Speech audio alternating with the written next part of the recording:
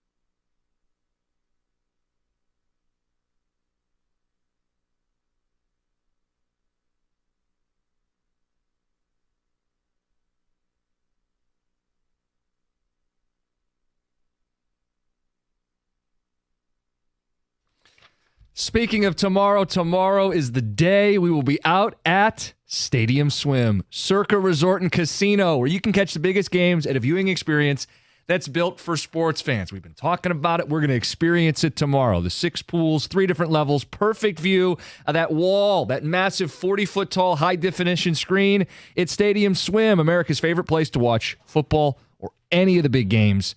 It's got the swim-up bars, the Insta-Ready selfie walls, a nonstop football party. The cabana outfit is packed. You can hang out in those private cabanas. You can lounge in the cozy day beds and grab a spot at the center of the action. Reserve your place today. Make plans the way we did. Get out there for football season. 365 days of sports poolside, but we all know football is the peak time to experience it. Located at Circa Resort and Casino in downtown Las Vegas on Fremont Street. It's Stadium Swim, all sports, all seasons. Book your spot today, circalasvegas.com.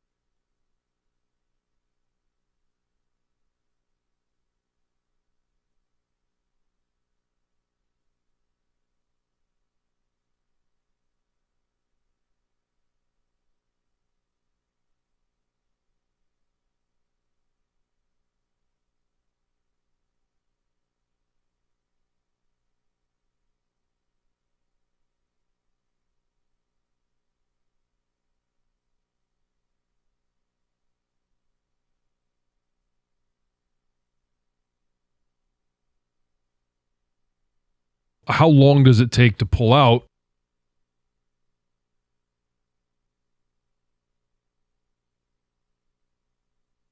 Touchdown, black guy.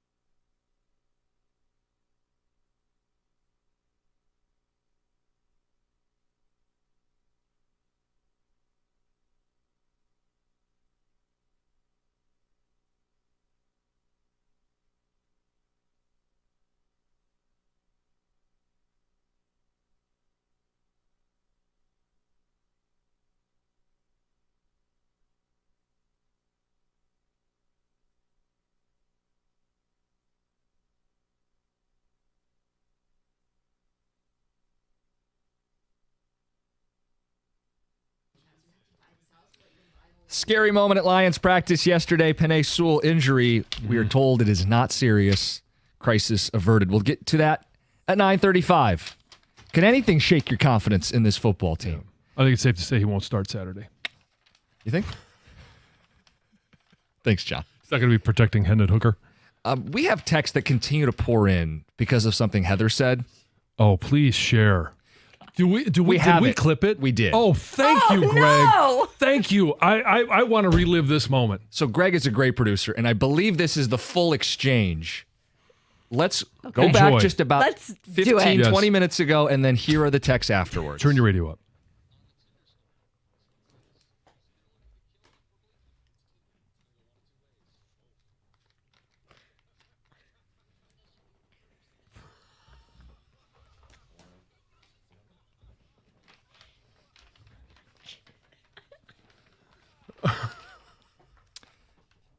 Heather is a sick puppy.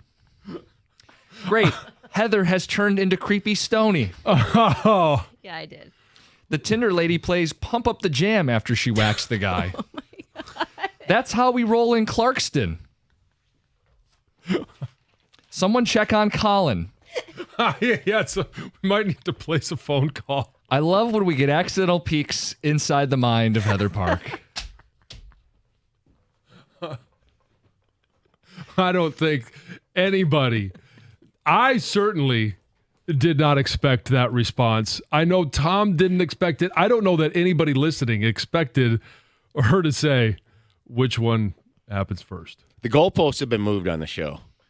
If we can go to that line, there's a lot of lines that can still be crossed. Wow. Because wow. I remember the first time I even heard that this Was some a thing? psycho killer guy or something I know. did that. I can't even say it. Say it. I can't. It's morbid. I do believe that this will be one of those situations where you just gotta always kind of keep an eye on her. Right? Don't turn your back. That's what people are advising on Ticket Text for Colin. Keep Look one out. eye on it. One eye open. All right. Kids too, I guess. Jeez. Oh, jeez. Don't bring them into this. All of a sudden we've got a line. Yes, we have lines. Come on. I didn't realize necrophilia was right up to it, but that's where we were today. Anyway, we'll get some Lions in before the end of the show. First, Heather, maybe this is a Oh. good break. We can go into other stories, Yes, news, Some other news. Uh-huh. something else. The Still first. sweating? Yeah, Jeffrey I am. Dahmer. Yes, I got very less. I'm very hot right now. The first Michigan Sheetz is opening earlier than expected. So they announced on Wednesday that it's opening its first Michigan location in Romulus next Tuesday, a few days before it initially had said it expected. So that's great. There's going to be a grand opening celebration, which will be held from 9 to 11 a.m. It's the first of 50 to 60 locations in Metro Detroit. They say they're going to open within the next 5 or 6 years. We're going to see What's the sheets buzz? all over. What's the? I don't know. I've never been to one. It's apparently a really nice, clean, convenient store and gas station. I know I've been to one in the South. They're gas stations, Is right? this the one that you said had really clean bathrooms? I'm sorry, I was not paying These attention. sheets? Oh, Like, yes. Are these the one with the nice bathrooms? Bucky's. Bucky's. Okay. Yes. Just look out for the monster beavers. Yes. Right. Careful. So A-Rod didn't take too long to insert himself into the conversation about Jennifer Lopez and Ben Affleck getting a divorce. So he wasn't like actually addressing the breakup directly, but he did post this kind of cryptic quote on his Instagram that drew some attention, right? So the quote, which was from himself, he posted a quote that he actually said. It said, quote, "You either go one way or the other. You might as well be the one deciding the direction." Sure. You be the one that makes the calls? Sure, So right? to read But- between the lines, he's the one that initiated the divorce. No. This is A-Rod. Oh, So that's A-Rod. A-Rod and J-Lo were never married, but they were engaged for several years, and then they called off. But it made it seem like he wanted to get back with her because he was doing things like, oh, she's out on a yacht here, I'm going to go out on a yacht here. Oh, she bought a house here, I'm going to buy a house here. He was kind of like following her. It was strange, but people are saying, hey, this has to be associated to the divorce news because it's the right time. They had a long relationship. Who knows? People have thoughts. Anyway, that's there. Okay. $5 million worth of meth was discovered hidden inside some watermelons last week. The discovery was made in San Diego on Friday when a 29-year-old guy was driving a commercial tractor trailer and tried to enter the country with this shipment of hollow fruit. Of course, the truck was stopped. The shipment was looked at. They found over 1,200 packages wrapped in paper weighing over 4,500 pounds. And they say it had an estimated street value of more than $5 million. Driver was obviously arrested. Mm-hmm. Yep. Sounds like a great idea. Not so much. Are chickens pets? That's the question going on in Beverly Hills. There's a couple there that recently received an ordinance violation for owning chickens as pets, even though they've had the animals on their property for at least 3 years now. So the couple is actually set to appear in court for this citation they received on September 5th, but they're also trying to clarify the village's ordinance regarding pet ownership and whether or not that includes chickens. And they have a meeting with the Zoning Board of Appeals on September 9th. Their chickens have pets. They don't eat their chickens. They did say the chickens do lay eggs, but they're not using them as a source of food. They've had them Other for than the years. eggs? I'm guessing they hope they eat the eggs, Otherwise they're right? going to waste, or they're right? selling them. I don't know. But there's been, I guess, a heated debate in Beverly Hills for a while. There was a petition started in 2018 that wanted to allow chickens to be known as pets. Then there was in 2021, like an anti-chicken movement where people said, shouldn't have chickens as pets. So who knows? Maybe a judge will have to decide. I'm not sure. John, I've never thought about whether they were pets or not. Do you have an opinion on that? Well, I mean, I don't have a problem with anybody owning chickens. Of course. Whether it's for actually butchering them or for the eggs, I can understand why somebody would. I wouldn't necessarily classify them as pets. If you can eat them, whether you do or not, I mean, I don't know what Heather would do, but I don't think you eat dogs No. or No. cats. No. Or like a goldfish. You're not going to eat a I goldfish. would never look at them as being like, oh, that's your common household pet. Right. But I don't see anything wrong with somebody having them as pets. Doesn't bother me. I No. mean, if they're Yeah. like anything, if a dog's getting loose and running around someone's yard, that's an issue. If a chicken's getting loose and running around someone's yard, that's an issue. So I always think like the extreme of pet ownership is like the guy with the alligator in his Yes. bathtub, or like the big cat, like not a cat, but like a mountain lion in their house. That's clearly over the top because Right. there's a danger. The chicken's not a danger. I think that's where I'd fall No, into. it could be a nuisance, but any pet could be. Any pet could Yeah. be. Yeah. Well, it was announced by Michigan State Police that the human remains that were recently found on this property in Lenawee County belonging to a man named Dale Warner were identified as his wife, who had been missing since 2021. Police have ruled that Warner's death was a homicide, but they haven't given details on the manner of her death yet. That is being withheld pending further investigation. Now, they were discovered on Sunday on this property, like I said, owned by her husband. He has been charged with open murder and evidence tampering in connection with her death. It was suspected, obviously, that these remains were most likely that of his wife's, but I think now it just brings some closure to the family. Now they just obviously want justice. So, pretty cool. Travis Kelce. he could be the next big movie star. He's about to star in a brand new movie. It's like a buddy cop movie called Loose Cannons. Pretty typical plot, two cops forced to work together. They take on cases that nobody else wants. But it's like his big break, right? He's been kind of getting into the entertainment space over the last year. He's going to be the host of Are You Smarter Than a Fifth Grader? He's appeared in other little, made cameo appearances, right? And he's also going to make an appearance in Happy Gilmore, the sequel. It's fun. I think so too. It's fun. Yeah, he's. I like him. And the question is, who will be his partner in the buddy cop movie? And we don't know. So Not yet. maybe his brother, maybe his quarterback, maybe someone very different than him, because that's kind of how buddy Taylor cop movie Swift. in the getaway car. All right. Eye That might be a bit much. You're off the case now, Travis. Yes. Thank you for that, Greg. You're out of line. Is it a musical? Could be. Possibilities are endless. Heather with the news coming up next. Could anything shake your confidence in the Detroit Lions this season? It's 97.1.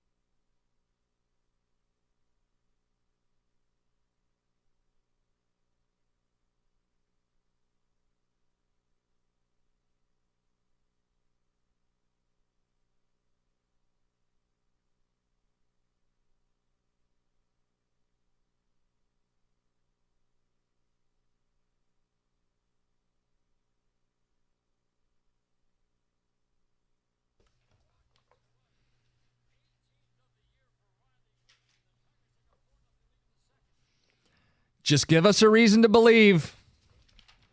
There's Right. a couple reasons last night. Riley Green, Trey Sweeney, Kerry Carpenter, all with home runs for the Tigers. They play the Cubs today, 2:20 on the station, and then it's 4 straight against the White Sox. Inching closer to 500 on the backs of the young bats. Give us a reason to believe. And more importantly, give Scott Harris and Chris Ilitch a reason to invest this offseason, because that was the line, once we have our core, ... away we go. I just don't want it to be a nursery next season. It's okay that you got a lot of young players. Help them. Go from 80 to 86, 87 wins. Get yourself in that playoff conversation. Well, Give us a summer that can be what we know it can be, a fun summer. and they're 3 back of 500 right now Sure. with 5 games against teams that you should beat. Should they? I mean, they go 4-1, and they actually are 500 when they return. You're saying next week when they're at home? Yeah. Yeah. I mean, they could literally be 66 and 66. Yeah, I keep waiting for like the pitching to come back and bite them. Here's a great stat from Rieger. He said Tigers have won 10 of their last 16 games using only 2 starters, Skubal and Montero. They've given up 3 or less runs in 13 of the 16 games.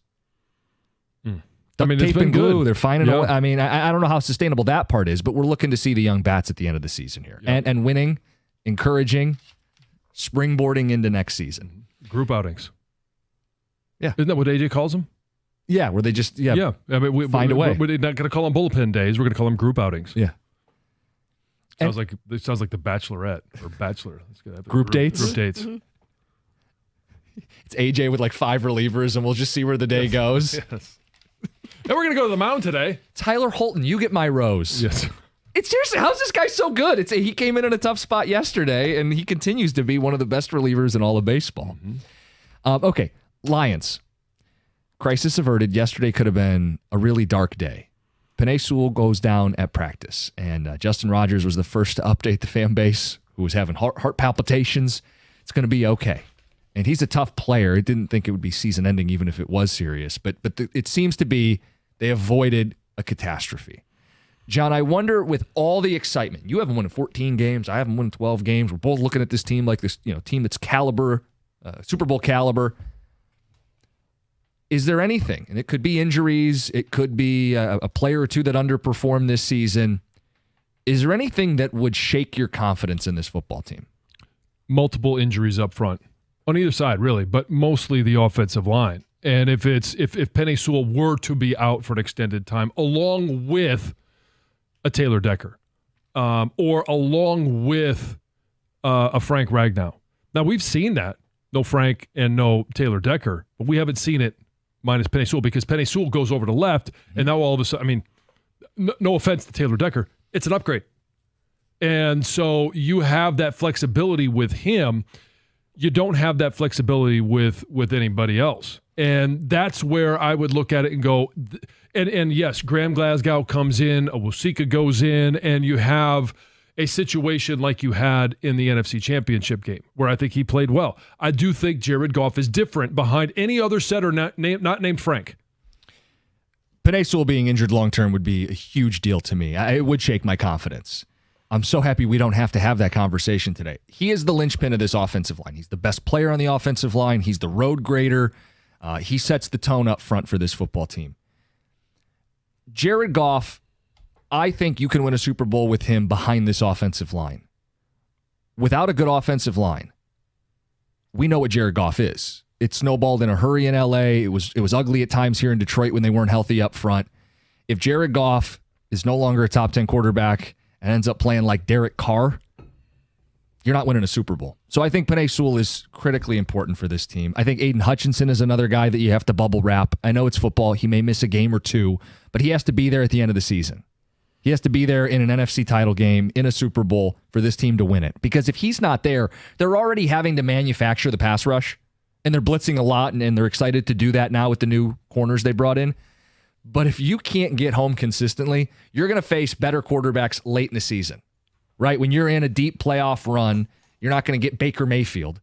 You're going to start to get better quarterbacks. And if you go to a Super Bowl, look at the guys on the AFC roster. If it's not Mahomes, it's Burrow. If it's not Burrow, it's Allen. If it's not Allen, it's Lamar. Aiden is on that list too. And those are the obvious injury ones. Now, if you go performance-based, I do need these young corners, and it's not fair to judge them in month one, but I do need the young corners to play like veterans at the end of the season if they're going to win a Super Bowl. So that's Rakestraw, that's Arnold. By the time the postseason hits, they can't be rookies anymore. Well, and if with an increased role, it's also Amik Robertson. Yeah. Because he wasn't a starter with the Raiders. He's going to be forced to be playing impactful snaps. And I think he's up to it.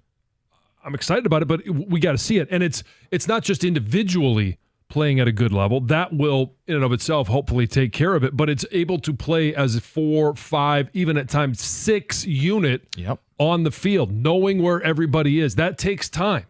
And you can have individual success and still not play good as a group. The biggest additions the Lions made this offseason, Carlton Davis and DJ Reader. You'd say on defense specifically? Yeah. And those aren't rookies. Those are vets. Those are guys that should be more proven, that should be more turnkey. Carlton Davis, the knock on him is staying healthy, right? And DJ Reader, I don't think health is a career concern, but it's a current concern for him, right? He needs to get healthy and play this season. Those are two guys that have to play at least as well as they have for their career. Ideally, they get to another level. But if DJ Reader's not the player they signed, if Carlton Davis isn't the player they traded for, that's another thing that would cause me to lose some confidence in this team as a Super Bowl team. Well, yeah, when you sign free agents, especially ones, when you go to the bargain bin, and this is not a knock on DJ Reader or Carlton Davis or Marcus Davenport, but you go to the bargain bin because you're getting a discount because of an injury history, whether it's the current injury history or it's past history.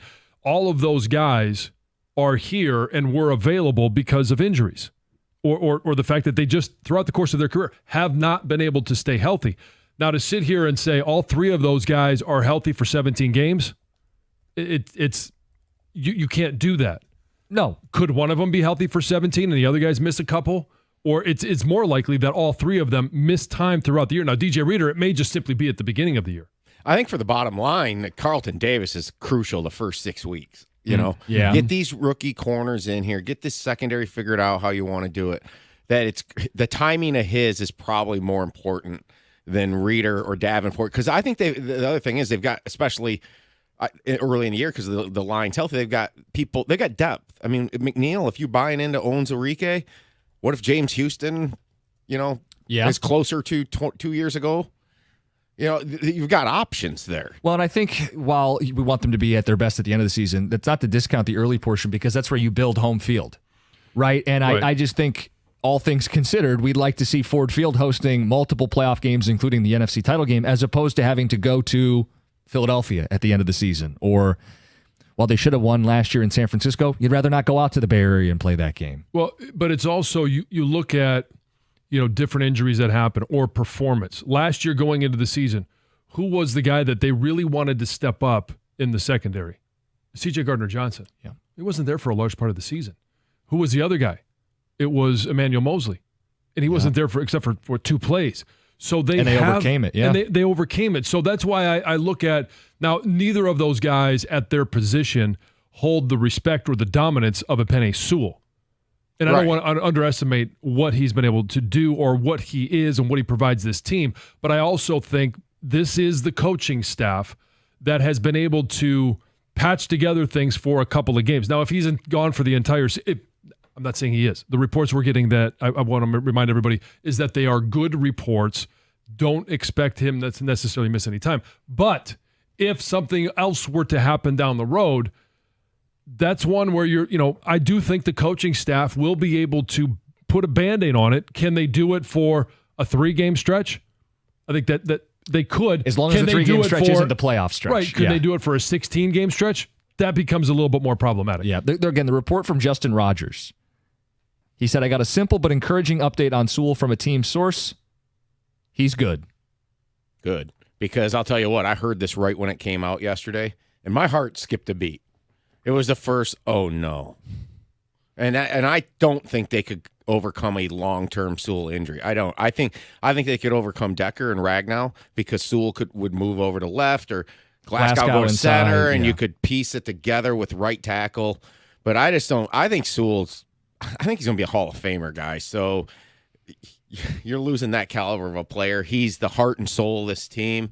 That I think a long-term thing would be really tough. Couple games you can get by with anybody gone, but not 6 weeks or something. Because, John, when you were playing, you ever have a coach tell you to like visualize how it would go? Like when I visualized the Lions winning a Super Bowl, which, wow.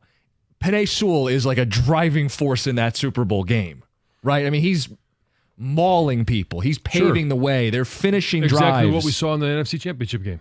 Especially that first half. I mean, I don't know that I've seen, an offensive lineman impact a game the way Penei Sewell did the first half of that NFC title game. So that is the vision I see with the Lombardi Trophy is he's holding it. I mean, he is paving the way for them to win it. And if he's not there, well, you just have to have a different vision. Yeah. And you can still have the same outlook, just a different way of getting there. And it would look vastly different. Don't get me wrong. Their defense would have to be a lot better. Defense would have to be better. Jake Bates would probably be a little bit more impactful because maybe you're not able to finish in the red zone. Maybe you're not able to get always in scoring position. So now you're looking at making up the points or production in very different ways. 248-539-9797. John said 14 wins. I think 12 wins. We both think this team is Super Bowl caliber. I don't think these are bold predictions. I think most Lions fans are in the same place.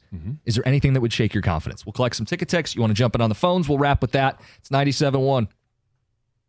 When it comes to an IRS collection or audit, you need a law firm that specializes in the resolution of all types of tax problems. And when dealing with the world's largest civil law enforcement agency, your case can take a lot of twists and turns. Your first call should be to an experienced law firm like Abraham and Rose. They're prepared to advocate on your behalf, no matter if it's civil or criminal or even the Michigan Department of Treasury. Whether personal income tax or business payroll taxes, you're going to need a real team of local lawyers, not a tax organization with a random individual that you're never going to meet. Visit abrahamandrose.com today or call 248-539-5040 so you never personally have to deal with the IRS.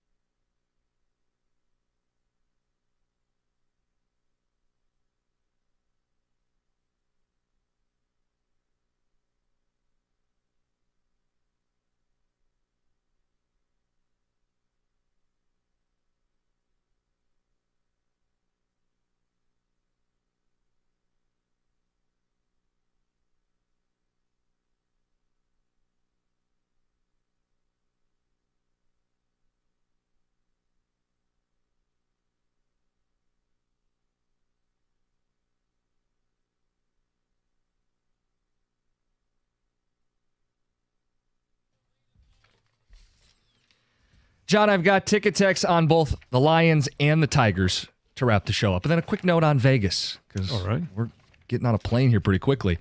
Where do you want to start, Lions or Tigers? Let's start Tigers, go Lions, and then Vegas. Okay. So we start with Tigers. Texter says, if Kerry Bonds came up 2 weeks early, we would be playoff bound for sure. Eat 'em up, Tigers. I don't know about for sure, but another bat would have made a difference for this team. There's no doubt about that. Texter says, a true Tiger fan like myself believed in them all season long. Okay. Believed in what? That they were going to be a playoff team? No, they're not. They're still not a playoff team. Right, and they're not going to be. What's this like true fan stuff? Like you get extra fan points you can use at the team shop? Like what? Like you believed the whole time. They aren't a playoff team. Congrats. You're a better fan than me or John. I don't.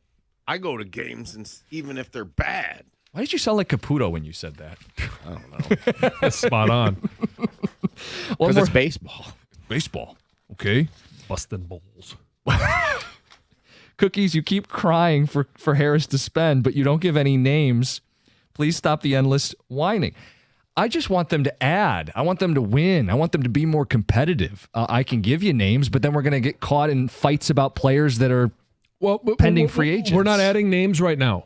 All right, this is not name adding season. We will have a time for that. Well, and hopefully who's the new Matt Chapman? Find out later this winter. Who's the number Could one? be Matt Chapman. Could be Matt Chapman. But there's also needs to be a major subtraction. Right. Addition by subtraction. Hobby bias. Yeah. Yes, Jim has never mentioned the names that they wanted to pursue in free agency. Yes. He's never done that. Can I have the walleye button? Yeah, where's the safe word? Yeah, thank you. Listen, it isn't off the table that they would get Chapman. No, If that they like happens, Young. You can't block him. I'm not even saying that All right, facetiously. Harry. At this point, he's up, and I do think it's a different conversation. When he wasn't even on the roster, I think it was harder to sell that to the fan base. I just wish for it because I think if it happened, I would just love the show the next day. I would love it too. You want some? I'm not going to do the names. We're not going to do those. Let's move JD. on to the Lions. JD. This one says, although injuries play a huge role in team success, I don't think any injury besides Goff would greatly decrease the Lions' chances. Remember, even Nick Foles made a playoff run and beat Tom Brady in the Super Bowl. We have the infrastructure.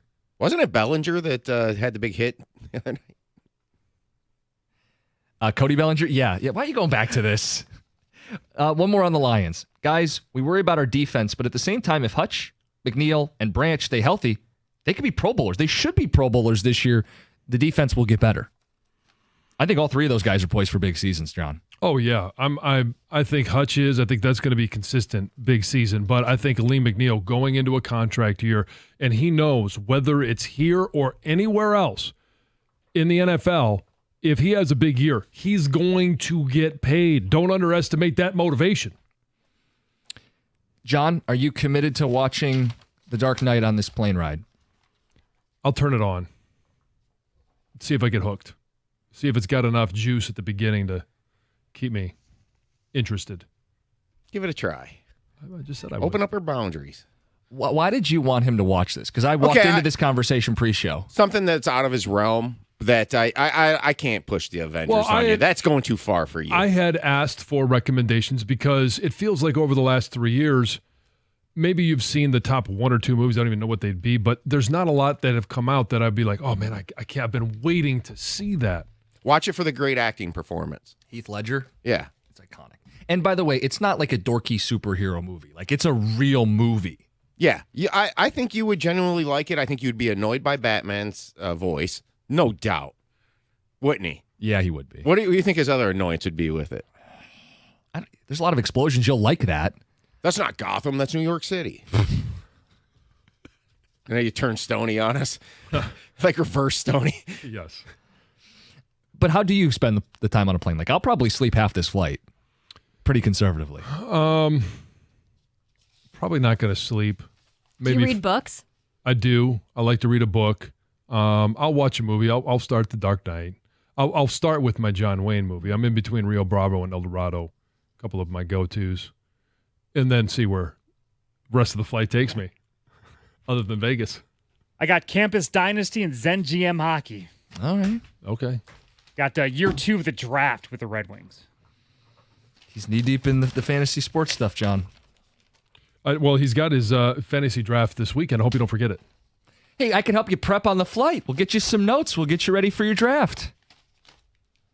Sounds great. Greg is like not looking forward to his fantasy football draft. Doug, he's just like kind of tapped out, kind of going through the motions. Been there, done that. Been there, done that. Yeah. Lost its We've all, zest. it's weird because whether there are things in life that you think you're going to do forever, and after a while, they just aren't what they used to be. No, it's tough. It's tough. You guys are back from practice the last We are couple back days. from practice. Yeah, it was interesting. It was fun. I mean, we got some observations, things we're going to get into. You weren't there when the moment happened, though. We were, but we didn't see it. Yeah, it's tough given. We know what that's like. Yeah, I mean, it was way away from us, and we were in the midst of doing the show. Right, yes. So, Not observing every action. What was your emotion at the time? Like when you heard the news first? it was, oh, no. That was the emotion. It's a short list, and we're going to work on I don't know it. if that's an emotion. That's There what I said. There are a few players that are on the season's over list. Right? I mean, if Goff has a significant injury, season's probably over. Penny Sewell's probably on that list. Yep. And so, anyway, we'll discuss that. And got another edition of Are You Going to Eat That at 12:30, and the Wide 9 Omaha 4 Down Around the League Blitz thing at 10:30. You know, football's almost back when you get the Wide sir. 9 Omaha Around the League Blitz thingy. 4 Down Around the League Blitz. I always miss one of the It's football okay. terms. Dude, I often do too. we miss them. We add them. It's all fun. They're out of order. You're out of order. Carson Anderson next, 97.1.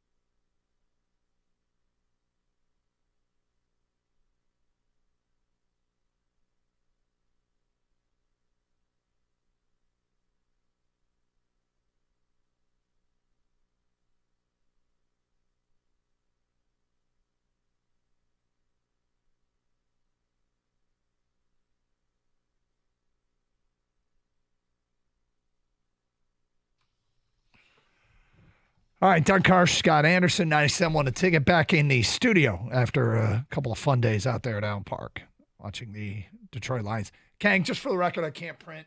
For some reason, won't print. You may as well get 9876 while you're at it. Sorry, live read issues. And I don't know what's happened with this, but how are you today? I'm okay. Yeah? Yep. What's anything exciting last night in the Gator household? How about them Tigers? Well, that's fun. Yeah, it is. It's. I'm having fun watching this team the last last several weeks, and I imagine for the rest of the season. They're fun to watch now. Really in July, they were fun because they were hitting the ball out of the park. Yeah. And in August, they're not hitting it out as much, although I suspect that's going to change real soon because they had the 3 home runs last night. Now they've got another game in against the Cubs before 4 against the White Sox, who weren't very good. So I suspect those numbers are going to go up. They're about a home run per game right now through August, but they were well past that in July. But they're 10-8 in the month. Their team ERA is spectacular. It's below 3. So they're just getting it done with pitching and timely hitting, and that's pretty good, despite that they didn't get great defense last night. But they had really good pitching and timely hitting. A lot of fun at bats to watch, though, because there's a lot of fun guys. That's it, yeah. But, hey, congratulations, Trey Sweeney, his first major league home run. Correct. Did not look like a home run off the bat. Mm-hmm. Just kept carrying and carrying and carrying. And if I were the Cubs, I would really, really be upset with that basket that hangs over. Oh my God! To collect home. What is that? I mean, it's been there forever. But why? Are you just noticing it? Well, I guess I am, but I mean, like, why have it where it's at? Like, how about you raise it up another couple feet so it doesn't impede the progress of an outfielder trying to make a catch? I mean, I'm good with it because of what happened last night. The Tigers, I think, benefited from that. But good God, that is a dumb placement, isn't it? I mean, it's been there forever. You've noticed it before, right? I guess, I really don't care about Chicago, but I it's hate just the Cubs so much. It just seems so dumb.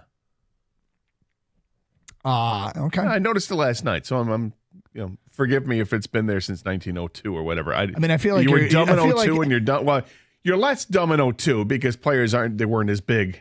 I don't think in 1902 it was there, is my guess, but it's like I feel like you're going, do you know it gets really cold in December for the Green Bay Packer games? I might. Like it's really cold in Green Bay in December. Who wants to be there for that? And well, how about changing it though? I mean, it doesn't. I mean, look, the Tigers changed the dimensions of the height of their wall. It just look whatever you do, you Wrigley Field, you handsome bitch. I just. It just struck me as just so dumb. Like guys going up to make this is the city that complained vociferously about a kid who sort of reached over to get a foul ball while it was in the stands. Was it Jeffrey Meyer? Was that the guy's name? No. Or Mayer or whatever? No, it wasn't. Bartman. Bartman. Okay. So that guy, Mayer was the guy in New York who I guess reached over and grabbed one. So they were all upset about that guy who's just doing what any other fan would do as the ball's coming into the stands and trying to get it, although the timing was poor because of, playoffs. And then everybody gets upset. They got upset with the wrong guy because there was another guy who was like really trying to get it. But they don't get upset about the basket that's stopping a center fielder from elevating to catch a fly ball. Well, you have to think, I don't know if you're aware of this, but the Cubs also can hit the ball into the basket. What? The basket's there for both teams. Mm-hmm.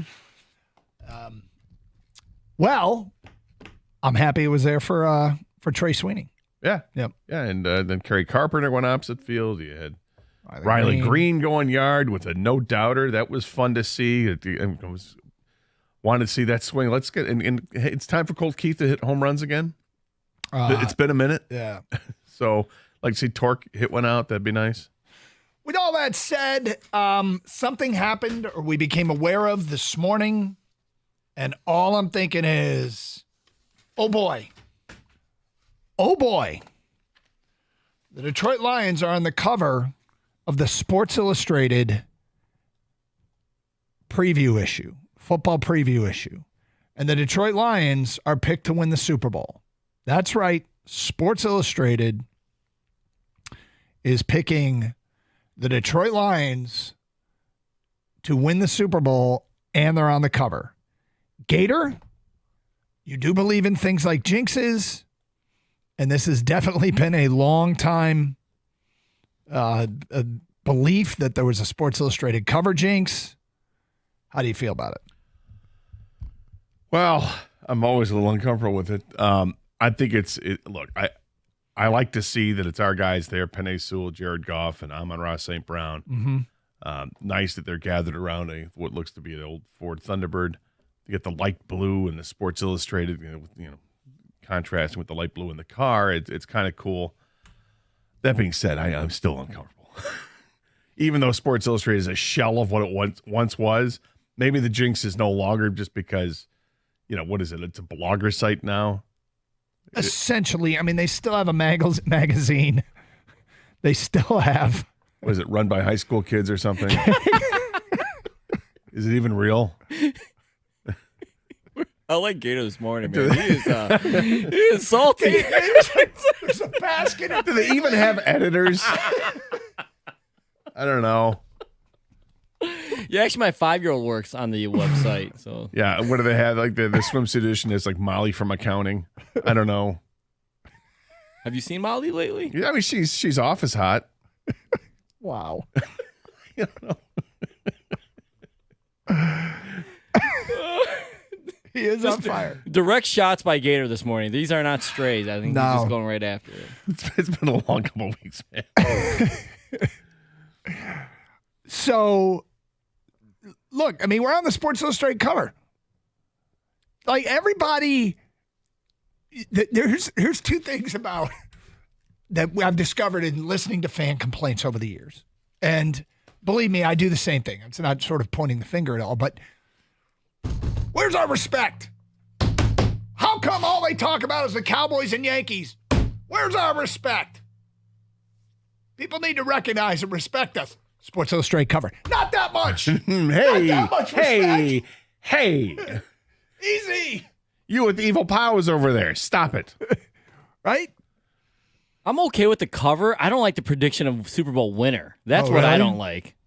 Like the cover thing, I mean, it is a badass cover. Let's just be honest. It's right cool. there. Pretty cool. Yeah, that's a cool cover. It's pretty cool. So they're going to do this stuff. And it's been tweeted from our account if you want to see it. At DunGator9 somewhat. We retweeted Dave Burkett of the Free Press. Sorry to interrupt. No, it's okay. I mean, they're trying to preview the season. Lions are, one of those hot teams, right? I just don't like the full-on prediction they're going to win the Super Bowl. That makes me uneasy. Why? I don't know why, Doug. I can't give you a real logical answer on that.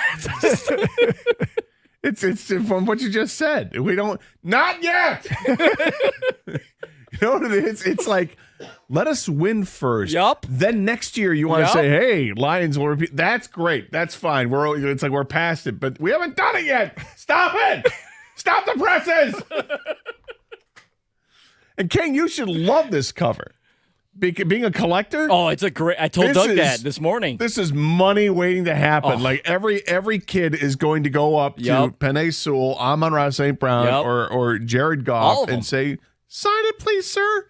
And, That'd be pretty sweet. It's going to be great. You're going to go to card shows and you're going to see this thing all over the place with autographs on it. And I kind of want one. All right. Lions fans, what do you think? SI, cover, pick to win the Super Bowl. Your thoughts. 248-539-9797. You spend much of your sports fandom begging for respect and wanting to see your team get attention and talked about. Now it's happened. Hey. Feel a little sketch? It's Carson Anderson, 97.1 The Ticket. Twin Peaks, raising the bar. They've rolled out the hottest party in town, the hottest happy hour party in town, with their $5 You Call It and $7 shot callers. And now they've added new food items just in time for football season. Your favorite lodge is proud to show off their new Queso Birria tacos, the 3 crispy flour tortillas stuffed with in-house smoked brisket, mozzarella, onions, and cilantro, served with pickled onions, grilled jalapeno, lime, and birria broth for the dripping. These are outstanding. They've also added 2 new flatbreads and wing sauces. Try the breaded wings tossed in their new chili crispy, or toss those hand-cut and breaded to order boneless wings in the slightly spicy tikka sauce. They pair perfectly with the beer of the month, Miller Lite. Only $5 for 22-ounce ice-cold draft. And then there's the best part about Twin Peaks, the Twin Peaks Girls. Not a bad way to catch all your favorite sports action on wall-to-wall TVs. Every night, it's a party at Twin Peaks. And make sure to ask about their fantasy football draft parties. Special perks for all league members, as well as a special bonus for the commissioner. Go to TwinPeaksRestaurant.com for details. Draft kits are available. No one does football season like Twin Peaks. See for yourself. Twin Peaks, eats, drinks, scenic views.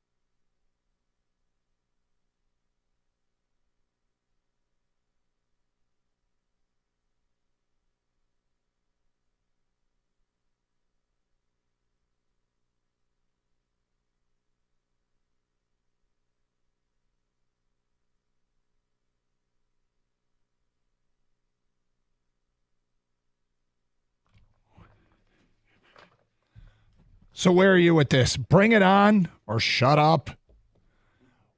What am I talking about? The Sports Illustrated cover. The Detroit Lions are on the cover.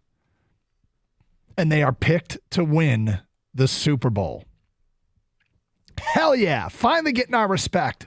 Or shut up.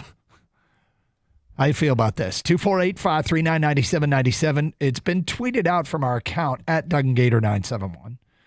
You can check it out for yourself if you follow us on Twitter. If you don't, again, at DougAndGator971. And Gator, you're a Jinx guy. And yet this doesn't bother you as much. I feel like I feel, correct me if I'm wrong, like you're in a Sports Illustrated, Schmorts Illustrated kind of place. You don't care about Sports Illustrated anymore. Well, it's just not what it was, right? I mean, if it were reputable, like, but it's not. It's lost a lot of what it was. It's a ton of what it was. I mean, it's just not it. Look, I feel bad for really, really, really quality writers. I'm sure that there are some that are at Sports Illustrated. Yep. But that part of the media, that industry I feel terrible because it's changed so much. And like, you really have to seek out great information, because now anybody with a computer feels like that they've got the ability to do what some of these writers have been around forever can do. And, and good, everybody take your shot, I guess. But what it does is it kind of, dilutes the pool of what's legit and what isn't. So I don't know. I just don't look at Sports Illustrated as much and think, wow, well that carries some weight. It's just not the same. Now, is it just not the same because of SI, or it's just not the same because magazine? Like, you're not waiting for who Life magazine is picking to win the Super Bowl. Yeah, right, exactly. But with sports magazines, it's just it doesn't mean as much. The Sporting News, right? Inside Sports. Yeah. What was the one that the Weekly or something like that, or I forget what the heck it was. It was out for like 2 years and it disappeared. I think the National wasn't the National. That was the only sports newspaper, right? Yeah, it was only sports. And it came out like once a week.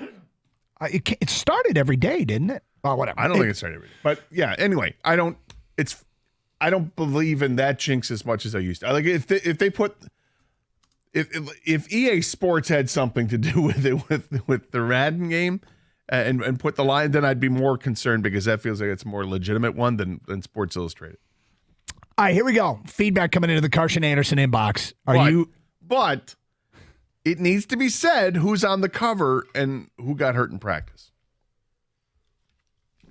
Penei Sewell's on the cover, and he got hurt in practice yesterday. Yeah. Is this the first? I don't know.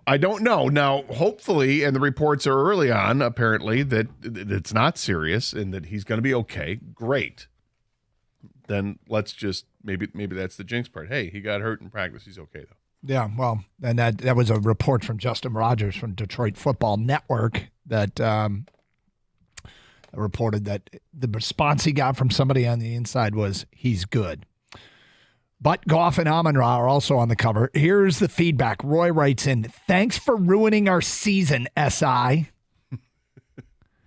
Matt in St. Clair Shores, put that SI magazine on the desk of doom immediately. Okay, let's. I'm not sure that's what you'd want to do with it. No. Secondly, for people who don't know what the desk of doom is, we had one desk that it felt like everybody that sat there, unfortunately, didn't last very long here. And so we called it the desk of doom. And we utilized his powers for a little bit. Started putting team logos on it. And it actually worked for a little bit. And then I think, like Jinx Wall, which used to be a Jinx Wall we used, I think maybe we overused it, or it was satisfied and then left. Yeah. The spirit is no longer in need of being fed. But are you putting a Sports Illustrated cover on the desk of doom? Absolutely. I mean, because it's the Lions on the cover. I feel like you'd be double dooming the Lions. No, you'd put like Trent Williams or Brock Purdy, there you go. Picture of them. That's what you do. Don't mess with. Why would you put the Lions?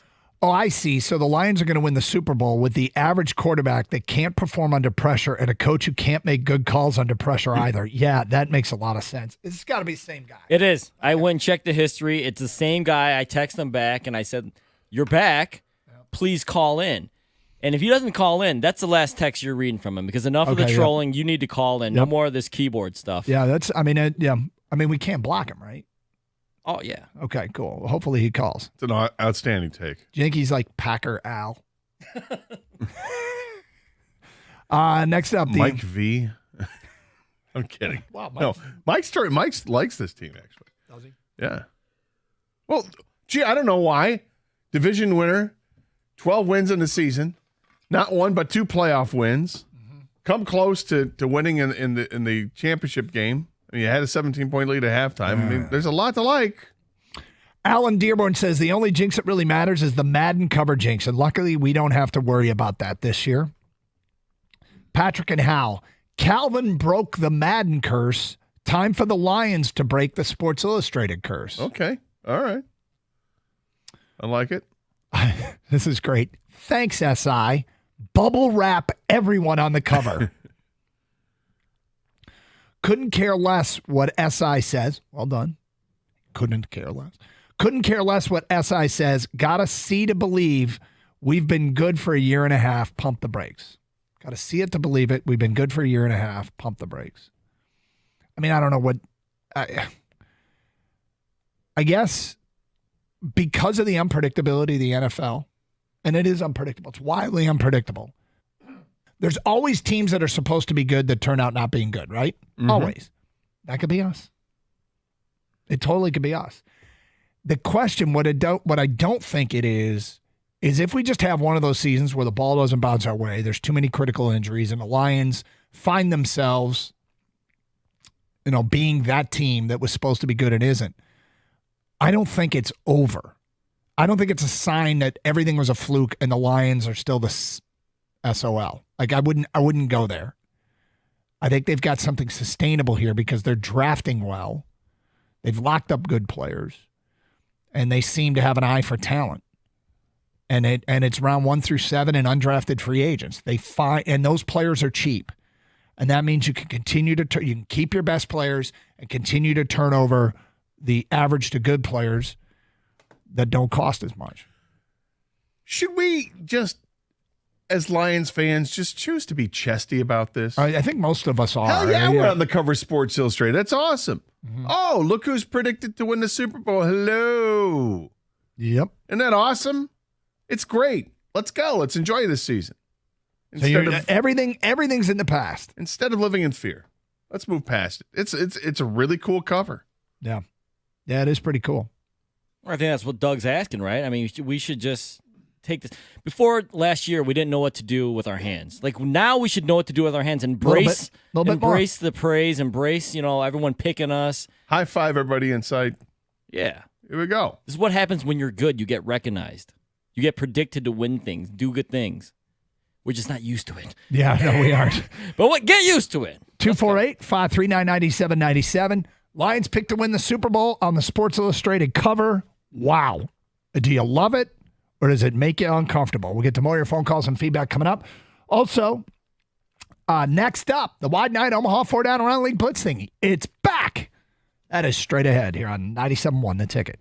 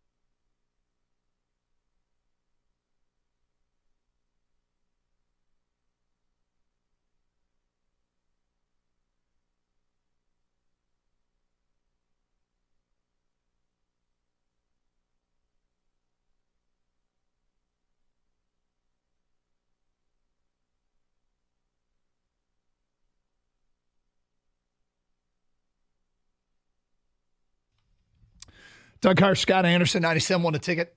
Happy Thursday, everybody. Thursday during the NFL season, we swing around the league with football questions. And we haven't done it since the end of last season. We did the college version yesterday. Let's do the NFL. Here we go.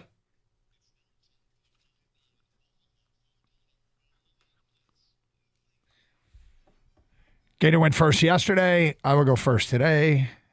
Kang, let's go. Well, since you're going first, Doug, I gotta put a layup here for you. Talk about Tom Brady, of course. All right, here we go. Tom Brady told Stephen A. Smith this week that I think it's a tragedy that we're forcing young rookies to play early. Brady said the reality is the only reason they're playing is because they've dumbed down the game, which has allowed them to play. Is Brady right here? Okay. Yeah, he's right but I wouldn't use the term dumb down, but when you are giving a rookie a starting job, there's no doubt you put less on their plate. I don't know why he's gone with the term dumb down. I think if anyone should understand that, yeah, you don't, the rookies, you break them in slowly. You give them a chance of success. You help them master some things before, they're not going to know the whole offense to a T right away. But did he really use the word tragedy? Yes. Okay. Tom, bit of an overstatement. He's like your 22-year-old kid. It's like a kid. Like everything's the best thing ever or the worst They're thing ever. ruining it. Yeah, they're ruining college football. Big noon kickoff. Yeah, got it. I just think it's a gross overstatement by Tom. The question is Brady right? No. In fact, Brady is jealous. He's jealous that today's quarterbacks are simply more athletic and are becoming better passers by the day. So stop waving your fist up at the sky, Tom. And acknowledge that these guys are just great at doing things right now. They're playing against bigger, better, stronger, and faster players than he ever did. It's not dumbing it down. It's surviving and thriving. That's what the new player can do. P.S. You're still the GOAT, Tom, but we'll see for how long. I mean, there is definitely like some evidence of Brady being that old man on the lawn yelling at the clouds here. But I think, the answer is probably a little bit of both. In the end, Brady's right because, like you said, Doug, they are probably giving the young quarterback a little more, time and something easier to deal with when they're breaking them in. I think the issue really is, though, that there's less patience from owners and from fans now. So they have to play the young guys, even if they're, quote-unquote, not ready. Unfortunately, every player is different, though. The path to success is not the same for every player. You don't have to play every player right away because of money and being impatient. If you want to succeed, look at the player you drafted and see the best path of success for that player and then do accordingly to that, all right? You don't have to play him all the way right away. All right, what's going to be stranger this season? Not seeing Nick Saban at Alabama, not seeing Bill Belichick at New England, or even not seeing Pete Carroll at Seattle? I'm going to say Saban. It seems like college coaches stay at schools forever. I know that Belichick was with New England for a long, long time. Obviously had all that success, but his run at Bama was just sick with success. It feels like they didn't lose a whole lot when they actually played for a national championship. I don't know what his record was in national championship games at Alabama, but it seems like it was really good. I think he just edges Belichick out in this question. Well, Pete Carroll can frankly eat a bag on the sideline watching it because he's a big old cheater. So who cares about Pete Carroll? I agree with him on Saban. And I find that whole thing to be weird. The way he walked away, I think Kalen DeBoer could have had a powerhouse at Washington, could have stayed there forever and got paid whatever he wanted, write his own check. And I can't escape this feeling that that's going to be a weird fit at Bama, but that's beside the point. For me, it's still Saban, who's just, Gator's right. College coaches seem they're more likely to stay in a place forever. Let's make it 3 for 3. I got Saban too. The thing about college is the players will go eventually, 3-4 years, and then they move on. But the coach like that, like a coach like Nick Saban, they stay. In the NFL, players can stay longer than 4 years. The mainstays do. With the New England Patriots, Brady, of course, was there forever. But Edelman, Gronk, those guys stuck around. I think with Saban, that's the mainstay. That's the staple. When you looked over at Alabama, you knew players were going to come and go, but Saban would always be there. So for me, not seeing Saban on the sidelines, that's the more stranger one out of all three. All right, who gets a new deal first out of these receivers? CeeDee Lamb, Brandon Ayuk, or Jamar Chase. All three are looking to get paid. I'm stunned the Ayuk deal hasn't happened yet because it seemed really close. Dallas seems to drag their feet on everything, and Jamar has 2 years left on his deal. So I'm going to say Ayuk is the first one to get paid, and I still don't think it'll be with San Francisco. Wow. I'm going to go with Lamb. Even Gronk the offense goes nowhere without CD in Dallas. So I just feel like that one's going to get done. Jerry's just going to say, all right, screw it. Here's your damn money. Now let's play some football. How about them Cowboys? Yeah, Gator, I agree. CD going to get paid, all right? Yeah, I think that they've been playing this game with CD Lamb, but CD Lamb's going to win this in the end. I think Ayuk, I don't know what's going on over there. I thought it'd be done by now too, Doug, but the fact that this is dragged on this long, I feel like CD Lamb's going to jump in there, get his contract first. Jamar Chase is playing this weird hold-in game. He does have 2 years left, but he wants to get paid now as well. But out of the three, I think Lamb gets paid first. All right, give me a player that most NFL fans know that will surprisingly get cut when cut down day happens. So I assumed you meant outside the Lions, Yes. and this was a tough question to answer right away. I'm looking at Kadarius Toney, the wide receiver from Kansas City. I feel like it's a name that we all kind of know, and he's been a bust to this point. I think it's fair to label him that. I mean, this guy's a former first-round pick and just hasn't lived up to the expectations. And listen, when you're playing in Kansas City, there is a high standard when you're playing on that team. They demand excellence, and he's not living up to it. And if you can't play with Patrick Mahomes, then you're just not going to be around. Okay, this is one part possible and one part wishful thinking. Okay? Here we go. Buckle up! Atlanta cuts quarterback Taylor Heineke. And what's weird is that Michael Penix started the first game for them and played 24 snaps, and Raheem Morris said, I'm good. You're sitting down the rest of the preseason. They love Penix. And I think it's clear that Penix, they're treating him like he's their number 2 quarterback. I don't know why they don't think he needs more snaps, but they're treating him like he's the backup. So I think Heineke gets replaced, and please report to Allen Park. Oh, okay. That affects the Lions there. Gator, I do agree with Kadarius Toney. I mean, they went out and drafted Xavier Worthy. They went out and got Marquise Hollywood Brown, so I think he's on his way up. So, but to give you a different name, I'll go with the Eagles defensive back, James Bradberry. Okay, They went out and drafted 2 defensive backs just like the Lions did, in Cooper DeJean and Quinyon Mitchell. They also got Kylie Ringo, by the way. I think they're trying to move Bradberry to safety, but I think he gets beat up because he can't play special teams, and that's important once you start getting deep into the secondary. James Bradberry gets cut, but I agree with Tony, too. I think he's done. All right, Cowboys kicker Brandon Aubrey hit a 66-yard field goal last Saturday versus the Raiders. Call it now. Are we going to see a 70-plus yard field goal this year? I don't think so. I mean, the Aubrey kick, he's not the only one that can try these, but it looked like it just cleared the goalpost. And so good for him. That's amazing. But I also start to think of the absurdity of taking over on your own 20, just barely getting 2 first downs and being in field goal range. Do you know how weird it is to see a kicker standing on his own 37-yard line, lining up to take a kick, and the ball being spotted at the 40? Like, it's just... Thank you for doing the math. It's just bizarre to me that teams can try field goals from this far out. I mean, it's exciting, though. And they're low percentage kicks. Look, I mean, put it this way. If the Lions were in that position, and we saw Jake Bates hit one from 94 yards yesterday, if the Lions are in this position... Gator made a comment yesterday during practice on a 30-yard field goal. That was good, but it would have been good from 80.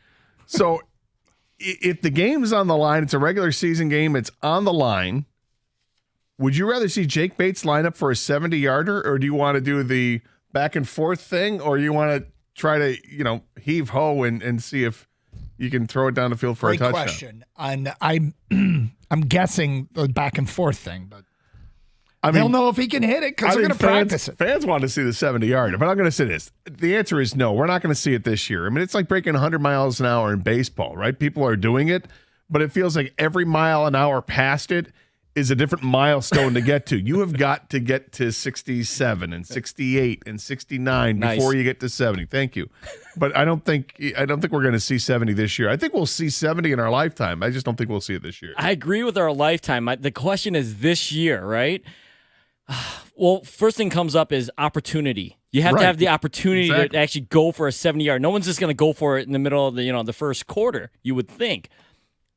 I think it happens, guys. I think someone is at the end of a half, end of a game, someone like Brandon Aubrey or Jake Bates says, McManus, whoever the big leg kicker out there is, Tucker, says, Coach, I can do this. I've been hitting it. The wind's working, all this.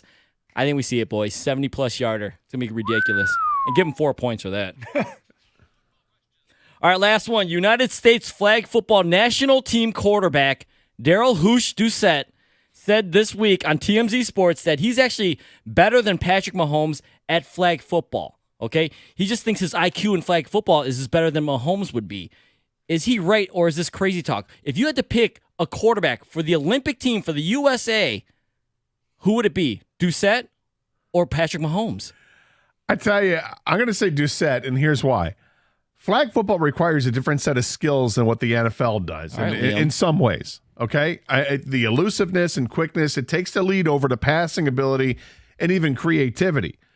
I think actually that like lightweight boxers would be fantastic ball carriers in flag football because they're so quick and they're so elusive and you like, what just happened? I think basketball players would make amazing wide receivers with the height differential and just go up and get it. That's what they're used to doing, getting somebody who's used to getting rebounds. Wembanyama would make an amazing wide receiver in a flag football setting. That being said, I don't want to take it all away from Patrick Mahomes because he's the best quarterback out there right now, but he doesn't move. Like, I don't know what Doucette looks like, but I'm guessing. He's 5'8", 140 pounds. Okay, so it's like Kyler Murray. I'd rather have that kind of elusiveness than to have the guy who's just the greatest passer and creative as hell. I think this is hysterical that Hoosh comes out and says this. I mean, good for him. Okay, hey, I might be a better skater than Patrick Mahomes. I might be better at downhill skiing than Patrick Mahomes. Who cares? If people are going to watch me skate or they rather watch Patrick Mahomes, I choose Patrick Mahomes to be the quarterback of our flag football team. Wow. It doesn't matter who our quarterback is. We're going to win by 100. Well, that's probably true, actually. But you got to go with the best, and that's Hoosh, man. My man. Flag football is a different game. Like, that's like saying, hey, I'm a better putt-putt golfer than Tiger Woods. It's just different. I'm not out there on tour, Flag football requires a different set of skills, like you said, Gator. Hoosh, 5'8", 140 pounds, but he just knows the game. It's not the same as football. It's totally different. If you want to bring home the gold, you bring Hoosh and the boys. Hoosh. And that concludes the Wide 9 Omaha 4 Down Around the League Blitz thingy. More of your phone calls next, 248-539-9797. The Lions on the Sports Illustrated NFL preview cover, and they pick them to win the Super Bowl. How does that make you feel? Phone calls and feedback straight ahead. Hey, it's Doug. We're all Michiganders. We know how tough our roads can be. And if you've been in an accident, you need someone who's got your back. And that's where my friend Steve and his team at Michigan Auto Law come in. If someone in my family needs help, I'm contacting them. Michigan Auto Law. They specialize in auto and truck accidents. And that's what you want from your attorney, right? You wouldn't go to a doctor who specializes in all sorts of medicine. You go to specialists. So why not do the same thing with your lawyer? Go to a specialist. Specialization matters. They care more, so you win more. Michigan Auto Law. Auto accident attorneys. Visit autolaw.com. That's autolaw.com.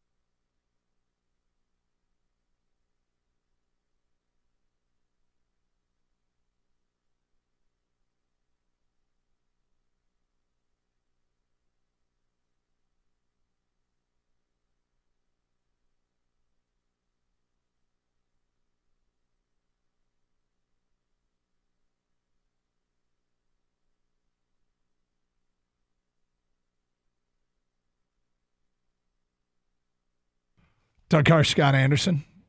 You all right? Yeah. All right. You were looking around. I thought I was taking a look at the thermostat, make sure we were. You comfy? It's okay. Too hot, too cold? It's still. Look, I remove the jacket shortly, and it'll be fine. All right, good. Let's get to your phone calls. News this morning, man. Thank you for asking. No, I'm just making sure you're good. We're here. We are in these very weird spaces that we're uncomfortable with. We're not familiar with what it's like to be on the cover of Sports Illustrated, picked to win the Super Bowl. We're not familiar with what it's like to be a team that's getting their respect. But we've talked forever, and fans, you're always like, why don't they respect us? Why don't they talk about us? Now that they've done it, they've put us in a place that, quite frankly, has not been a great place to be, and that's on the cover of SI. It is a jinx thing. Gator, you are a jinx guy. I am not a jinx guy. You believe in jinxes, and yet this doesn't bother you. It doesn't bother you because you think Sports Illustrated's lost its fastball. I think it's definitely lost its fastball. But the other thing is, Doug, I want to just embrace it. I want to be chesty about this team. I want to really believe that, this first of all, this is without question a Super Bowl contending team. There's no question about that. I think there's also no question that this is an improved team over last year based on what they've done to the defensive side. I think the offense has potential to be more potent than what they were last year.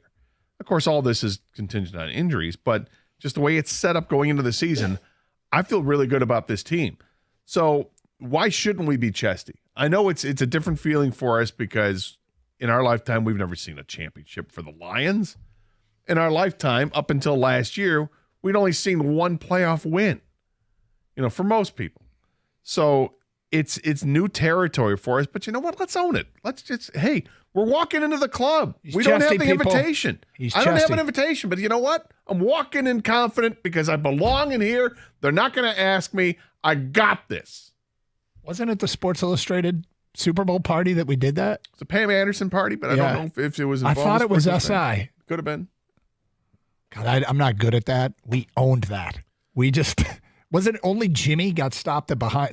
No, Jimmy was up with you guys. There were like 7 of us that tried to do it. Just walk in. I was 6 out of 7. 7 out of 7 was Bruce's kid. And then Norm? Yeah. Was it Norm? Yeah.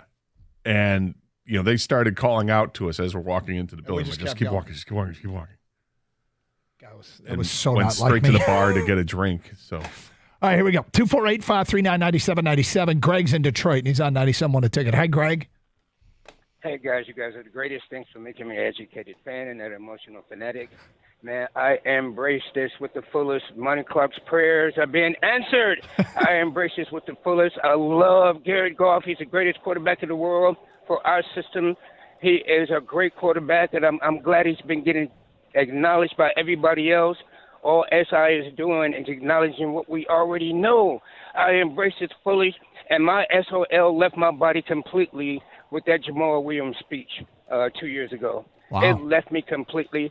I'm telling you, it actually left me at the beginning of that season when they opened up the season against the Eagles and could have scored 50 points because the Eagles had just come out of playing in the Super Bowl. And our first game was against them, and we could have scored 50 points against them. However, at that time, we didn't know who we were at that time. We were just establishing our identity midway through the season.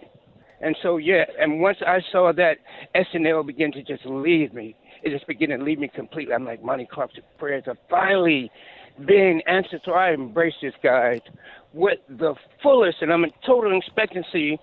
I was in expectancy of a Super Bowl last year. I'm telling you. I was telling all my friends that we're going to win the Super Bowl. You're in a weird place, Greg. You're not. You've just gone completely the other direction as opposed to most of your life, huh?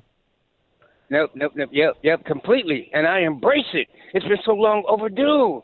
And that roar has been inside me forever waiting to get out. And now I can get out with the full extent. Let him roar, Doug. Yep. Let him roar. Let's hear you roar, Greg. Let's hear you roar.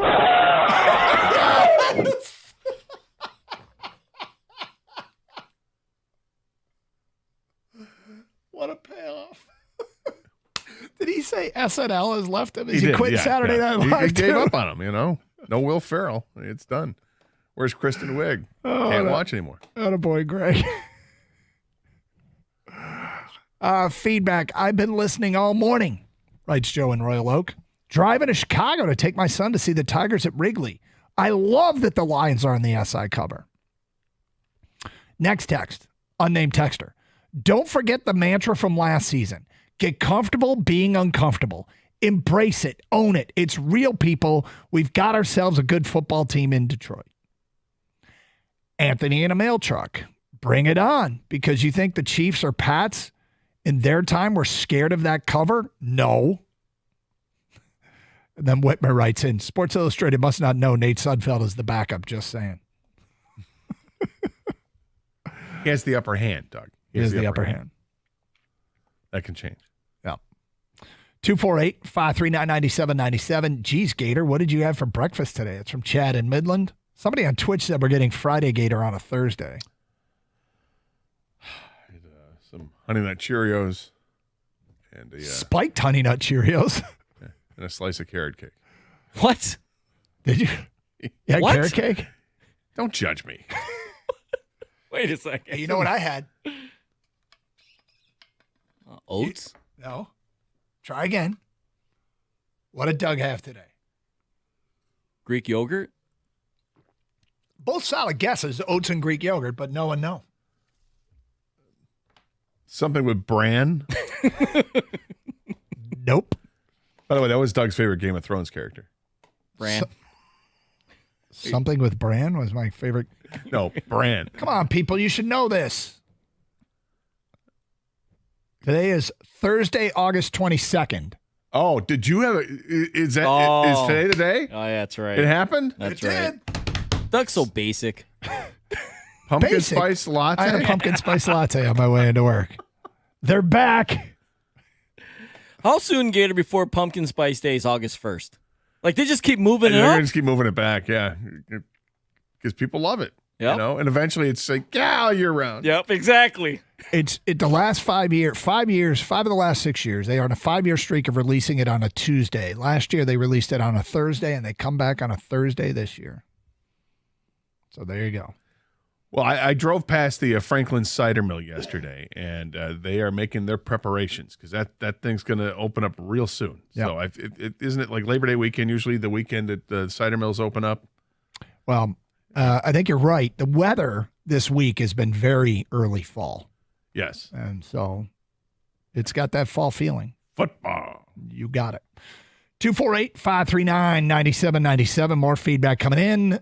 Did Gator get closer to last night? Man, he's fired up today. I love it. Chris the Long Guy. Careful, boys. A badly timed sneeze today, and you may end up on Gator's list. That's from Aaron. Treylon Burks is getting cut. Shoot the boot. That's from Nick in a truck. Wow. Regarding Doucette versus Patrick Mahomes in flag football, Patrick Mahomes can throw it behind his back. Full stop. Oh, wow. I didn't even consider that. If a football game is tied with no time left, give me the 70-yard field goal attempt. If we are losing, if the game is tied, give me the 70-yarder. If we are losing, do the back and forth thing. That's from an unnamed texter. Mahomes may be able to throw the ball behind his back, but Doucette doesn't need to. See what I'm saying? Is that that's the difference? He doesn't have to. Hoosh doesn't need to throw it behind the back. Hoosh got this. Have you seen any Hoosh highlights, guys? No. It's time. Okay, so he's 5'8", 140. The ball looks humongous in his hands. Like people talk about tiny hands. This is our flag football quarterback. Yes, for the US of A for the 2028 Olympics. Not official, but I think he's trying to make his claim now. The 2028 Olympics? Yes. The LA Olympics. Doucette.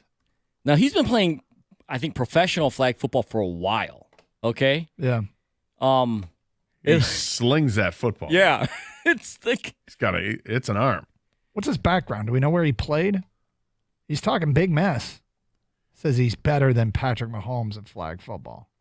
God, the ball does look huge in his hands. Right? It's a better breakdance than a ray gun. What else can he do? Better breakdance. That's tough to beat, Gator. I know. Well, she's an Olympian. Yeah, for she crying is. out loud. She is an Olympian.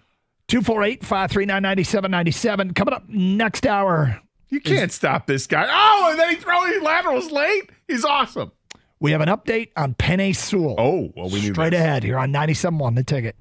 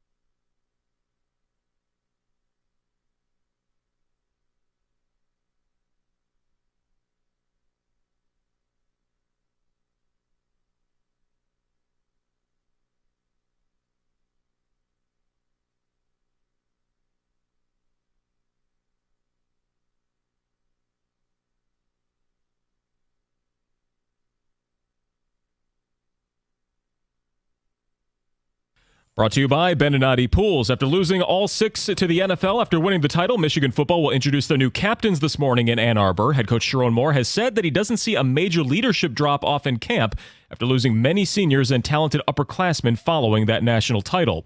Sports Illustrated picking the Lions to win this year's Super Bowl, highlighting their big football preview issue with Jared Goff, Amon-Ra St. Brown, and Penei Sewell on the cover, posing in a classic convertible. Also good news, ESPN does confirm that Penei Sewell rolled an ankle. He's going to be okay, not a major injury that he suffered yesterday at practice. Dan Campbell not looking forward to cutting several good players when roster cutdowns happen next week for the Lions. They're going to try to get as many of them as possible onto the practice squad. However, coach says he's less involved with those decisions than you may think.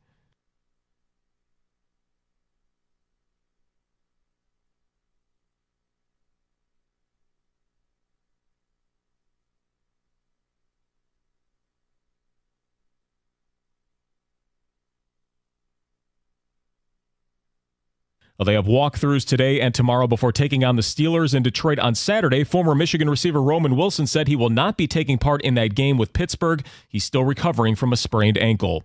From the Corewell Health Sports Desk, I'm Chris Villar. For more, go to 97.1 The Ticket and Odyssey.com.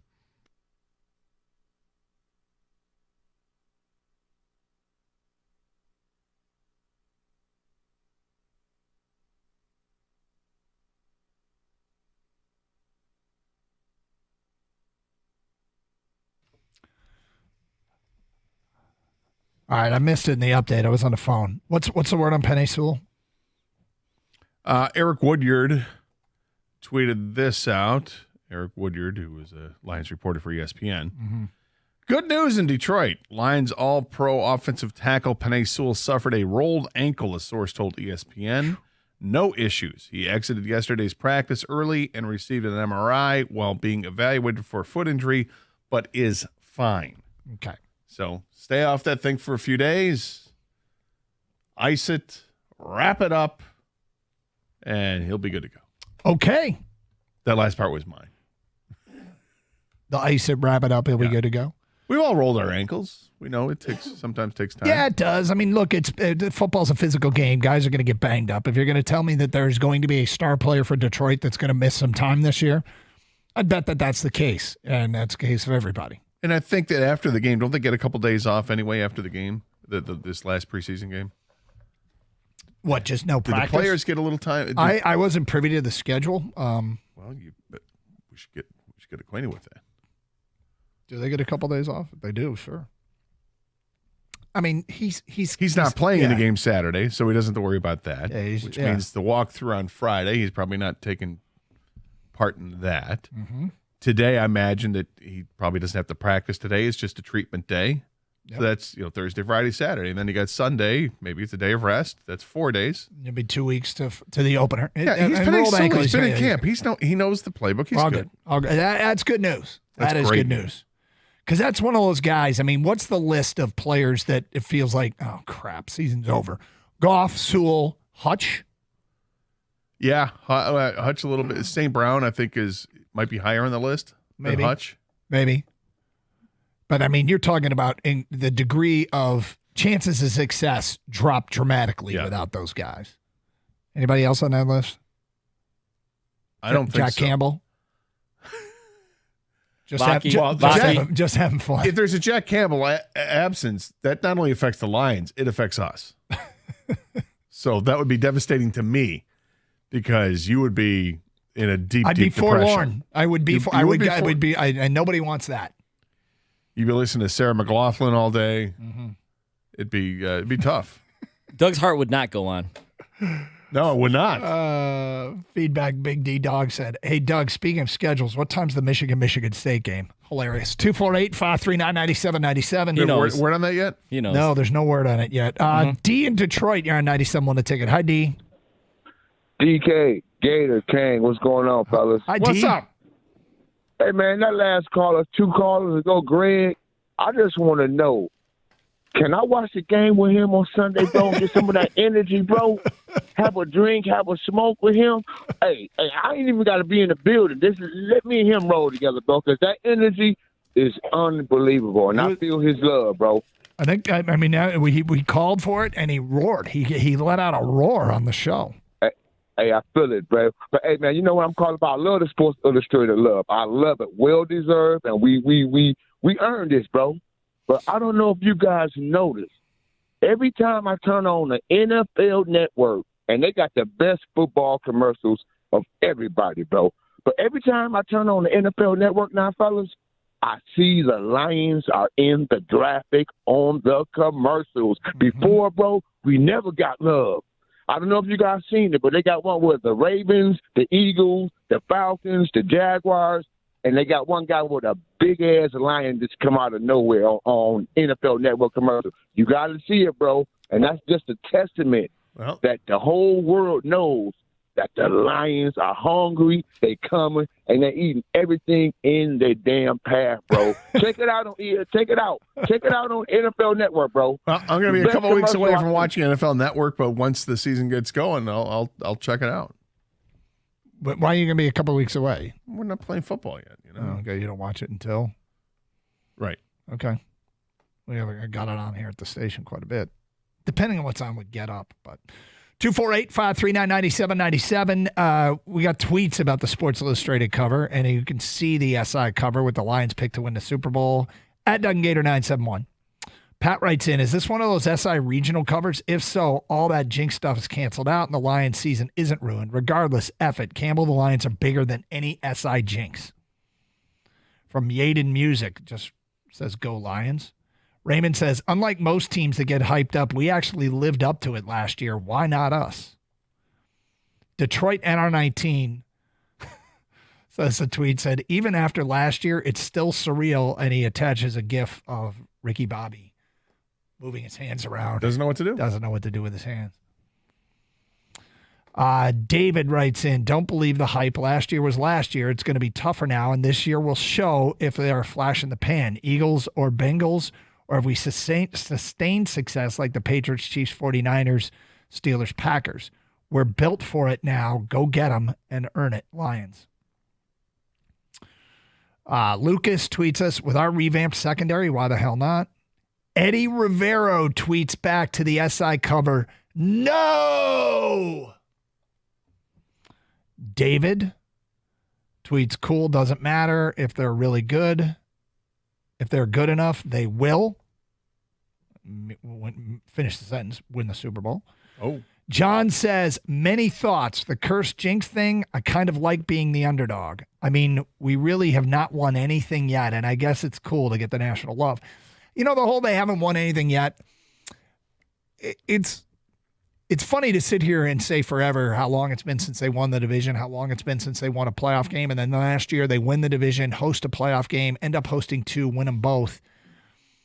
And when you come back with they haven't won anything yet, I kind of get it because there's one goal out there. There's one goal that if, when this is all said and done, this era of Lions football, and they're just like that kind of 8 to 10 years of the Tigers, where they were competing and competing and competing but never won the World Series, it will be a disappointment. It would be. Paulie, or it ends up being like the Red Wings. And that's the other end of this, is that you go through a 25-year stretch where we do what the Steelers did. I mean, I mentioned for all those years, we just shake our heads and I go, man, when that pendulum of luck, because the Lions had some bad luck amongst being inept, but when that pendulum of luck swings back in our favor, we should go on a run. These things should balance out over time, and we could be the Red Wings. Paulie writes in, this scares me. SI better not have jinxed the Lions. Wesley says, bigger news, Sports Illustrated still a thing. There it is. There you go, some of the reaction. 248-539-9797. In the meantime, every once in a while, something in sports happens and you go, am I watching something that could be special? Could this be special? We'll get to that today at 11:18 here on Carson Anderson on 97.1 The Ticket. Hey, you've heard us talk a lot about FanDuel, America's #1 sports book. Well, we got something a little different for you. Now through September 22nd, all FanDuel customers can bet $5 and get a 3-week free trial of NFL Sunday Ticket from YouTube and YouTube TV. Then, with a YouTube TV base plan, You're able to watch every regular season Sunday afternoon out-of-market game. All you need is a Google account and a current form of payment, and you can cancel at any time. Just visit FanDuel.com/Doug to download America's #1 sportsbook. That's FanDuel.com/Doug. Must be 21 or over and present in Michigan. Full price of NFL Sunday ticket will automatically be charged seasonally after free trial. No refunds. Terms, restrictions, and embargoes apply. Gambling problem? Call 1-800-GAMBLER.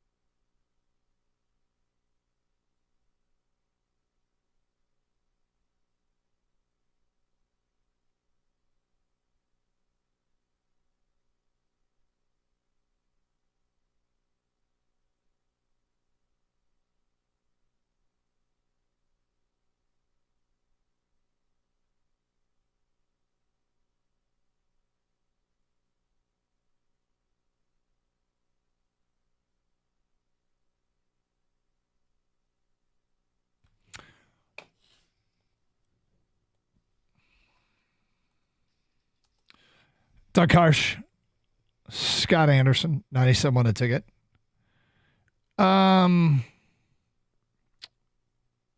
Do we have a short show today?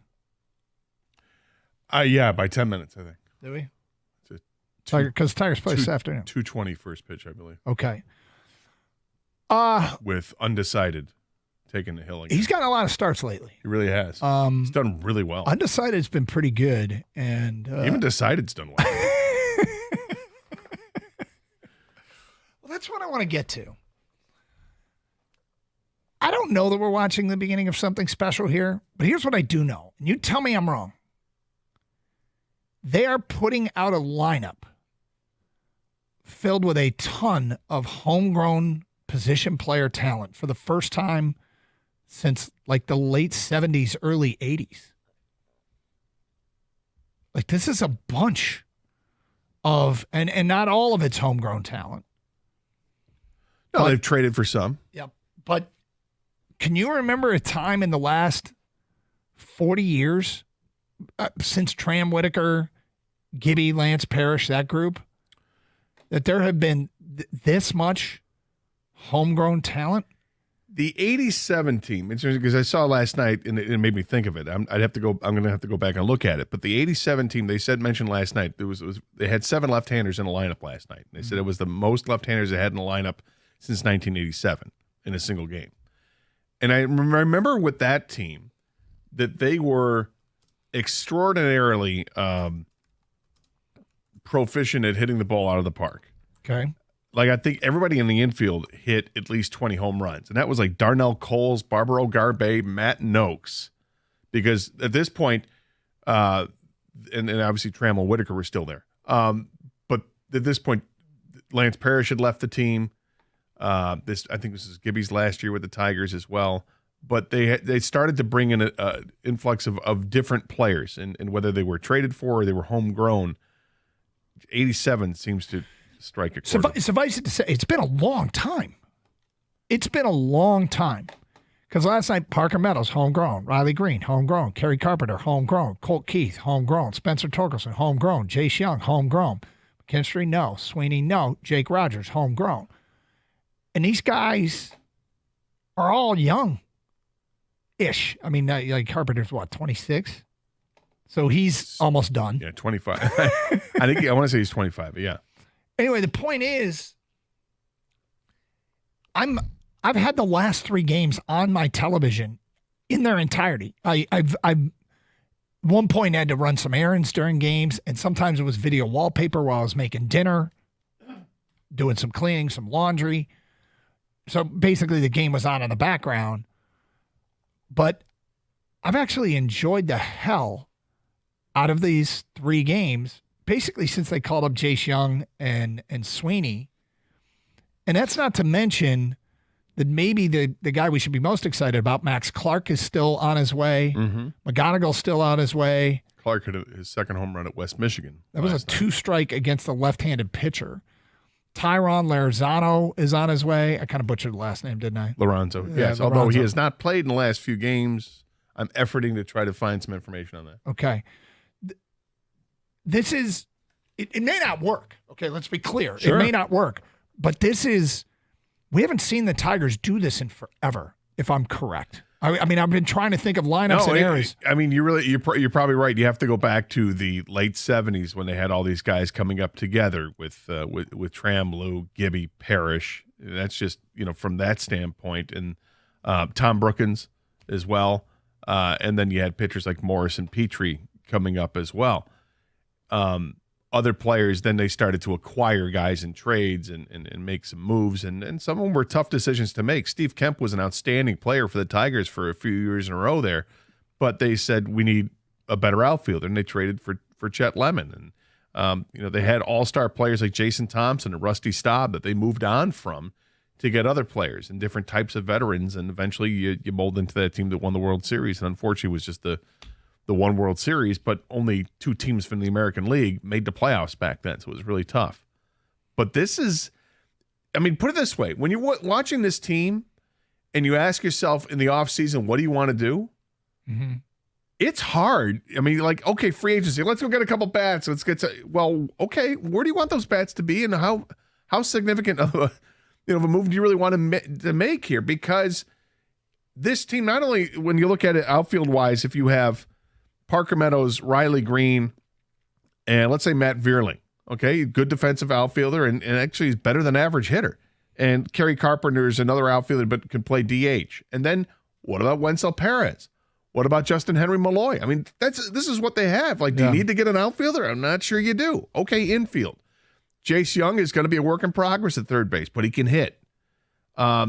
You've got Colt Keith over at second base. First base, okay, by the end of the season, we'll know. Well, we'll have a better idea anyway if Torkelson's an answer, or if Torkelson is, are you done with him, or does he get another year to work at it, right? Because we're not sure about first base yet. Shortstop, you've got the contract with Javi, but maybe this is the offseason where the big move is we're going to eat the contract, and Sweeney, it's your job right now, which, by the way, we've got guys in the minors right now that could back that up if we had to, with Navigato and some other players that they have. Hao-Yu Lee, is another middle infielder, more of a second baseman type. But it feels like this team right now in the catching position looks pretty good, too, for the future. So it's interesting to watch them because it feels like this whole entire group, along with some guys we've already seen for depth players, are going to move on to next year's team. Like, I don't look at this roster that as it stands right now, aside from Zach McKinstry, I'm not sure if anybody else is going to be cut from this team. Yeah, you think about, they've been able to draft, develop, and have homegrown pitchers. Yes. But, I mean, it felt like there was this trivia question out there. The last homegrown Tiger starter, everyday player was Travis Fryman. Yeah. And All-star, it felt like it went like 20 years where that was the answer to this trivia question because they weren't developing their own position players. And they had a Higginson every once in a while. You'd see Higginson or Castellanos, but it wasn't consistent. This is a whole group of guys. Now, nobody has reached superstar status. There are guys that are trending in a very good direction. Riley Green is on the precipice. Yep. My God, I mean, you fully bought into, and I thought it was insanely early, Parker Meadows since his return. I was wondering what was wrong with you, but he's continuing to reward you for this ridiculously early statement. And it really has me questioning you. But I'm loving it. I mean, I'm loving it. That double he legged out last night that looked like a single. Yeah, the one I can't remember which inning it was, but maybe there was the second one that he had. The point being, I can get on board with watching this product. And the question, I mean, so I've had the last 3 Tiger games on in late August on a team that's out of it, and I've enjoyed it. Is it only because they're winning? Well, I don't know. I enjoyed the game the other night when Torque went 4 for 4 and they lost. Well, they're 10-8 in August. It's not like they're winning at some huge clip. They're barely above 500 for the month, but nonetheless, they're above 500 for the month that we thought was going to be really tough after the trade deadline when you traded away some pretty important pieces to this team. Like, oh, well, Jack Flaherty just got traded. Now what? Yeah. Well, here comes the cobbler or whatever you want to call. We forgot about how good Undecided. Undecided's been great, and A.J. Hinch deserves a ton of credit, and obviously the pitchers do, and Fetter and everybody else that's been working on this. But I mean, it falls under A.J. Hinch's hat here. It's been amazing what they've done with the pitching staff. The team that is taking the field for the Tigers right now, for me, is interesting as hell.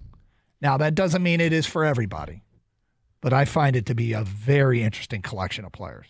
I mean, right now it is fun because the young guys are playing and they're actually producing and showing signs of maybe what can come, right? I think, and being 10-8, at least they're not, 3-15, Gator, right? I mean, they're showing some signs. They win every now and then. They're winning this series right now.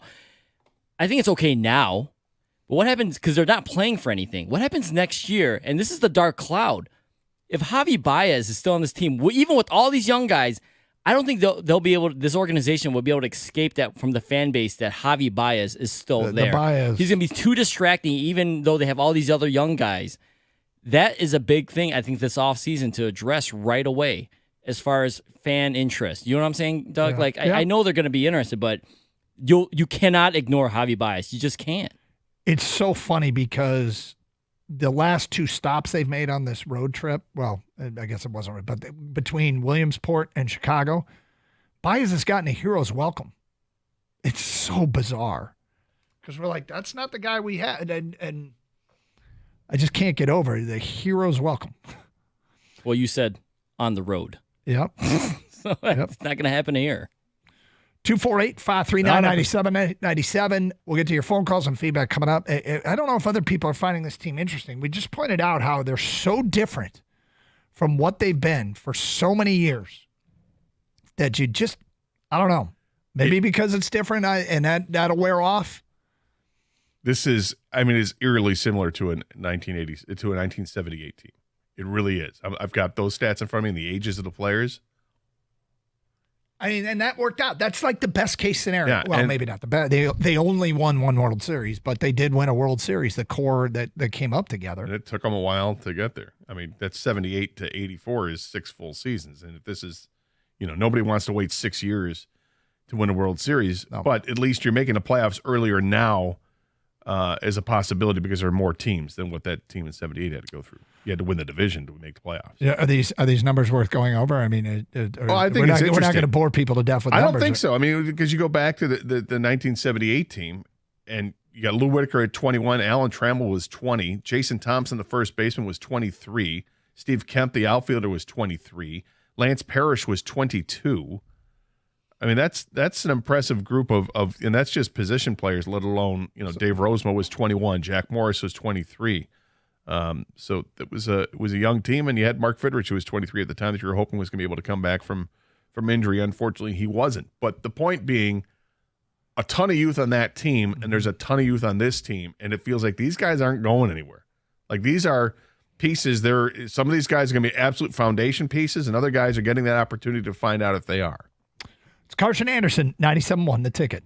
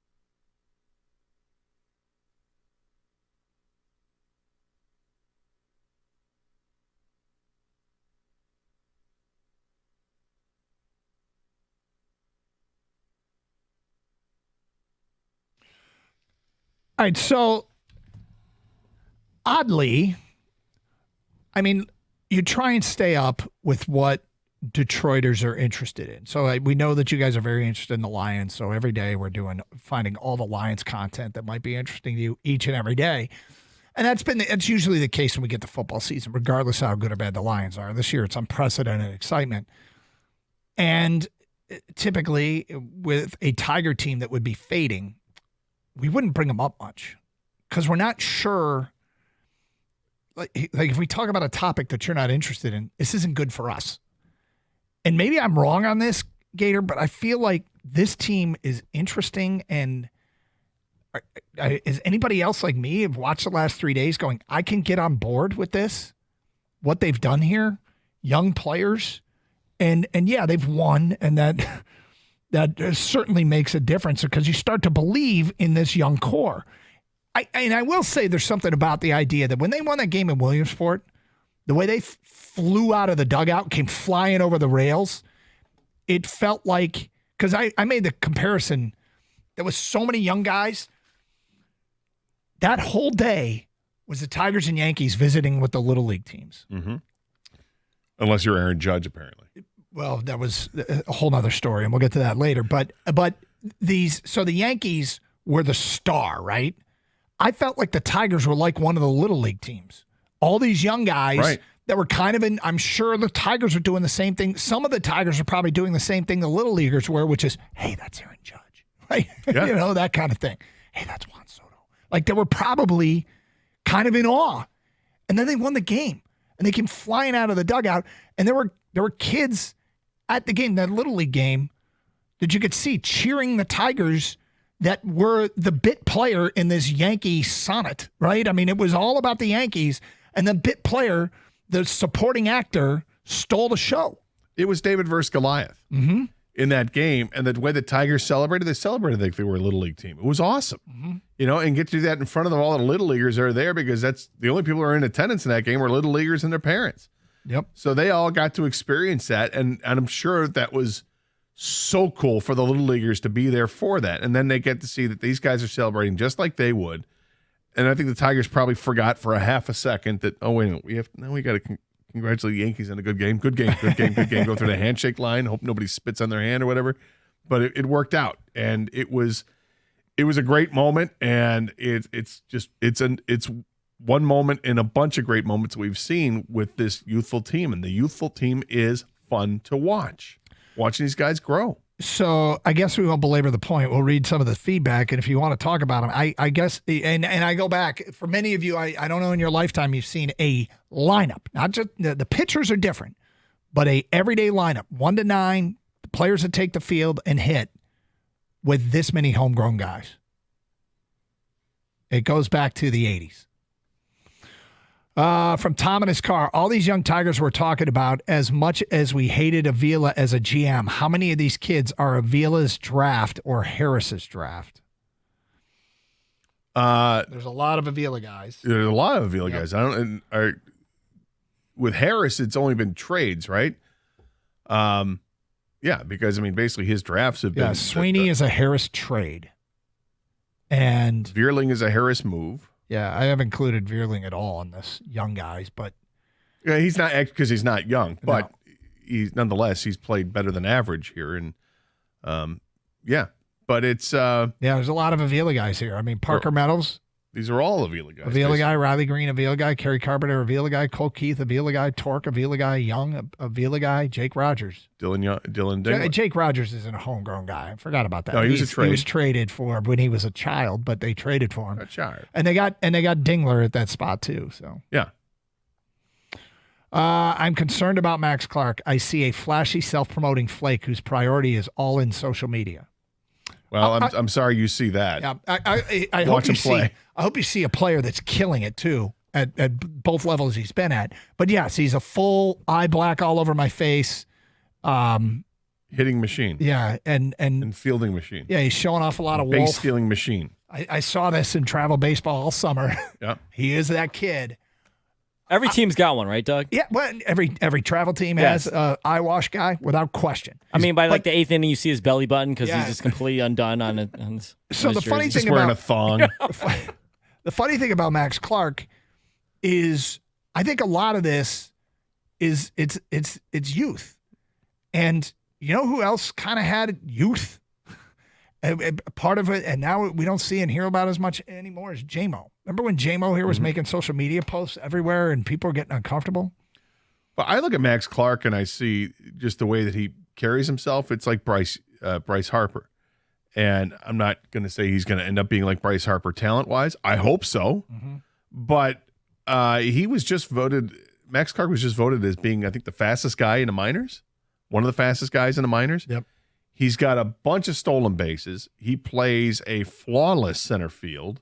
He's got good size. He's only 19 years old, and he's starting to, start to feel the power a little bit as he's getting more and more comfortable with the swing. And he's been a 300 hitter. The social media stuff, though, I understand why it makes some people uncomfortable, but you kind of got to get used to it. Kids these days, a lot of them make their presence, want to create their persona through their social media accounts. But it's also kind of harmless.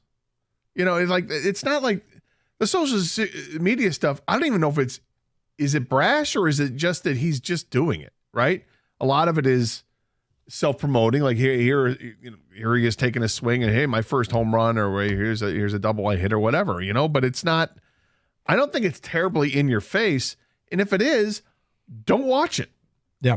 But no, you don't have to follow him. But for people that want to criticize him, okay, but how about watch him play?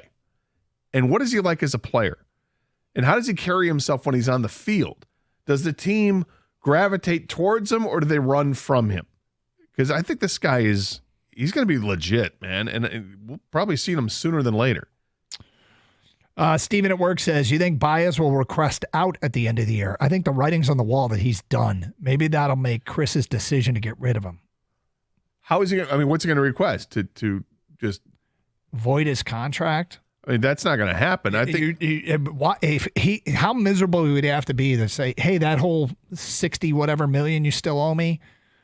Because do you think he'd get a contract like that on the open market? No. That's a huge... He might not even make a team on the open market. He's not walking away from that money.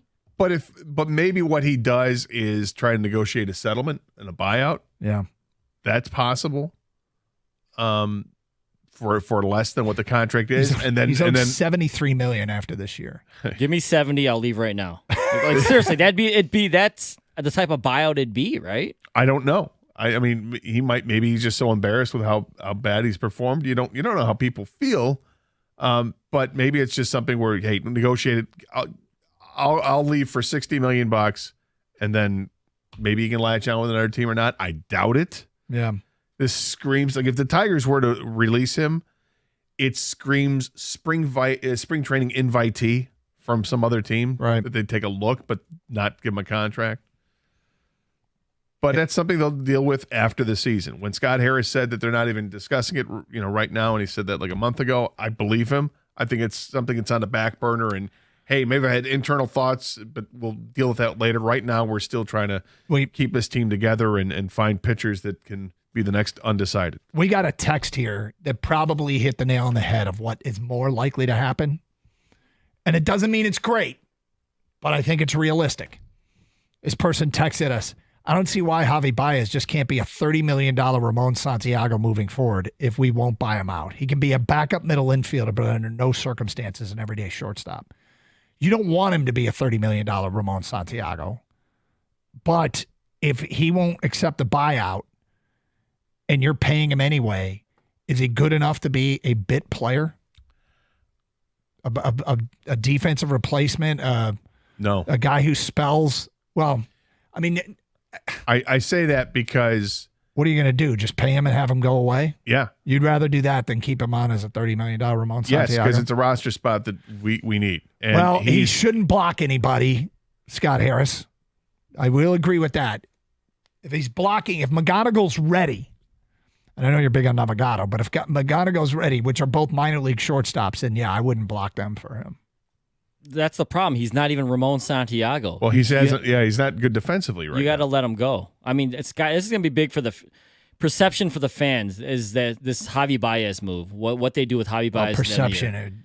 I understand because Scott, but I'm just saying, you know what I mean, Doug? Like from the fan point of view, they're going to be like, well, Chris Hill is just cheap, or the Tigers, or they won't eat this money. Like they can't play this guy at all on the bench or in the field.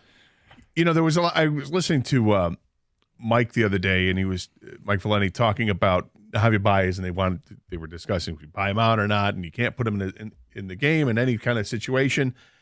And I was thinking to myself, it was after it must have been yesterday's show, because it was after the first game against Cubs when they lost. And Javi came up at the end of the game with Torkelson on in scoring position, and Javi struck out for the fourth straight time. And everybody was asking, how can you put him in this situation? And I remembered watching the game, and I wanted to look it up and make sure I got it. The reason Javi is even still a thought in a situation like that, the only thing he's been able to do this year is hit with runners in scoring position. Prior to that at bat, his OPS and runners in scoring position was over 900. After that at bat, because didn't get it done, he's now hitting 308 with runners in scoring position with an 884 OPS in 65 at bats. That's why, because there was still that vestige of something good with Javi, but it doesn't happen often enough where you got to say he's in my lineup. All right, interesting move in the NFL. A starting wide receiver just dealt. Are we going to rue not getting involved in this? Is there going to be ruining? We'll tell you who got dealt for what. Coming up at 11:48 here on 97.1 The Ticket. Summer might be in its final days, but the savings are still hot at Sarah Chevrolet, Sterling Heights. Right now, you can lease a new Chevy Blazer for just $225 a month. Well, only $19.99 down. You heard it right, $255 a month for 24 months on a Blazer LT front-wheel drive. Unlock the savings with a GM employee discount and Chevy lease in your household. Sarah Chevrolet, Sterling Heights, where they guarantee it's the lowest price or it's free. Make this the summer to save and say Sarah. Call 87-SAY-SARAH. Go to saysarah.com. All offers end September 3rd. Together, let's drive.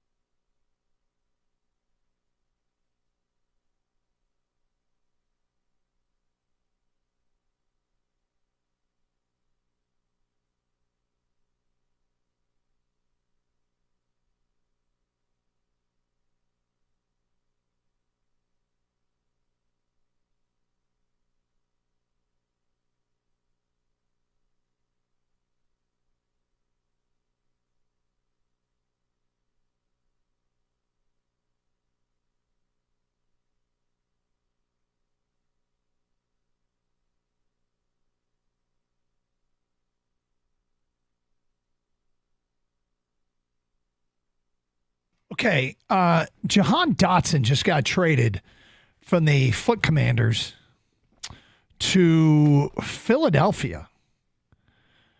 Dotson and a 5th-round pick in next year's draft go to Philly for a 3rd-round pick and 2 7th-round picks in next year's draft. Dotson last year started 16 of 17 games. He caught 49 passes on 83 targets. He's caught 11 touchdowns in his 2 years in the NFL. And was it the McCaffrey kid that they drafted? That must have beat him out. Was he at Rice? Does that sound right? Did I just make that up? Let's see. Luke McCaffrey. Yeah. Is from Rice. Yes, Look okay. at you, Doug. Yeah, I couldn't remember. You know your exactly. McCaffreys. Yeah, right. Anyway, will we rue? If the Lions had given up a 3rd and 2 7ths for Dotson and a 5th. I don't think there's any ruing. No.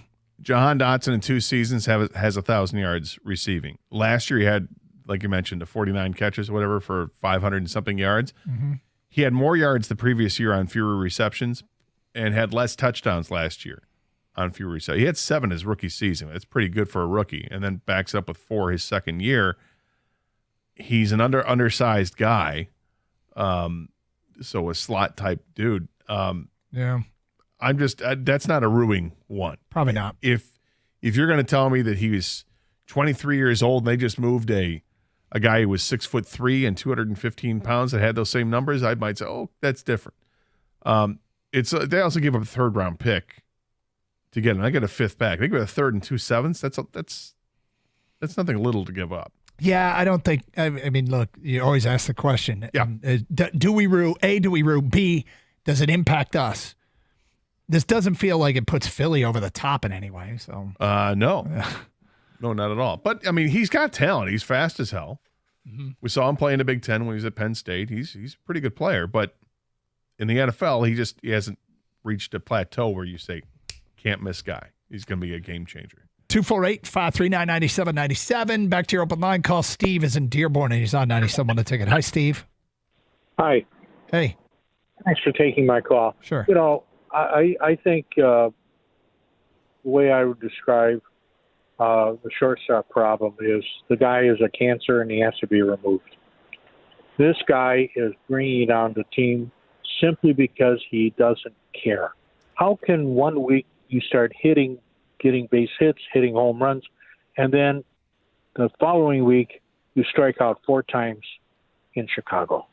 This is unbelievable. He's careless. He's just waving the bat. I don't think you can say he doesn't care. To say it's unbelievable. Stuff like that happens in baseball all the time.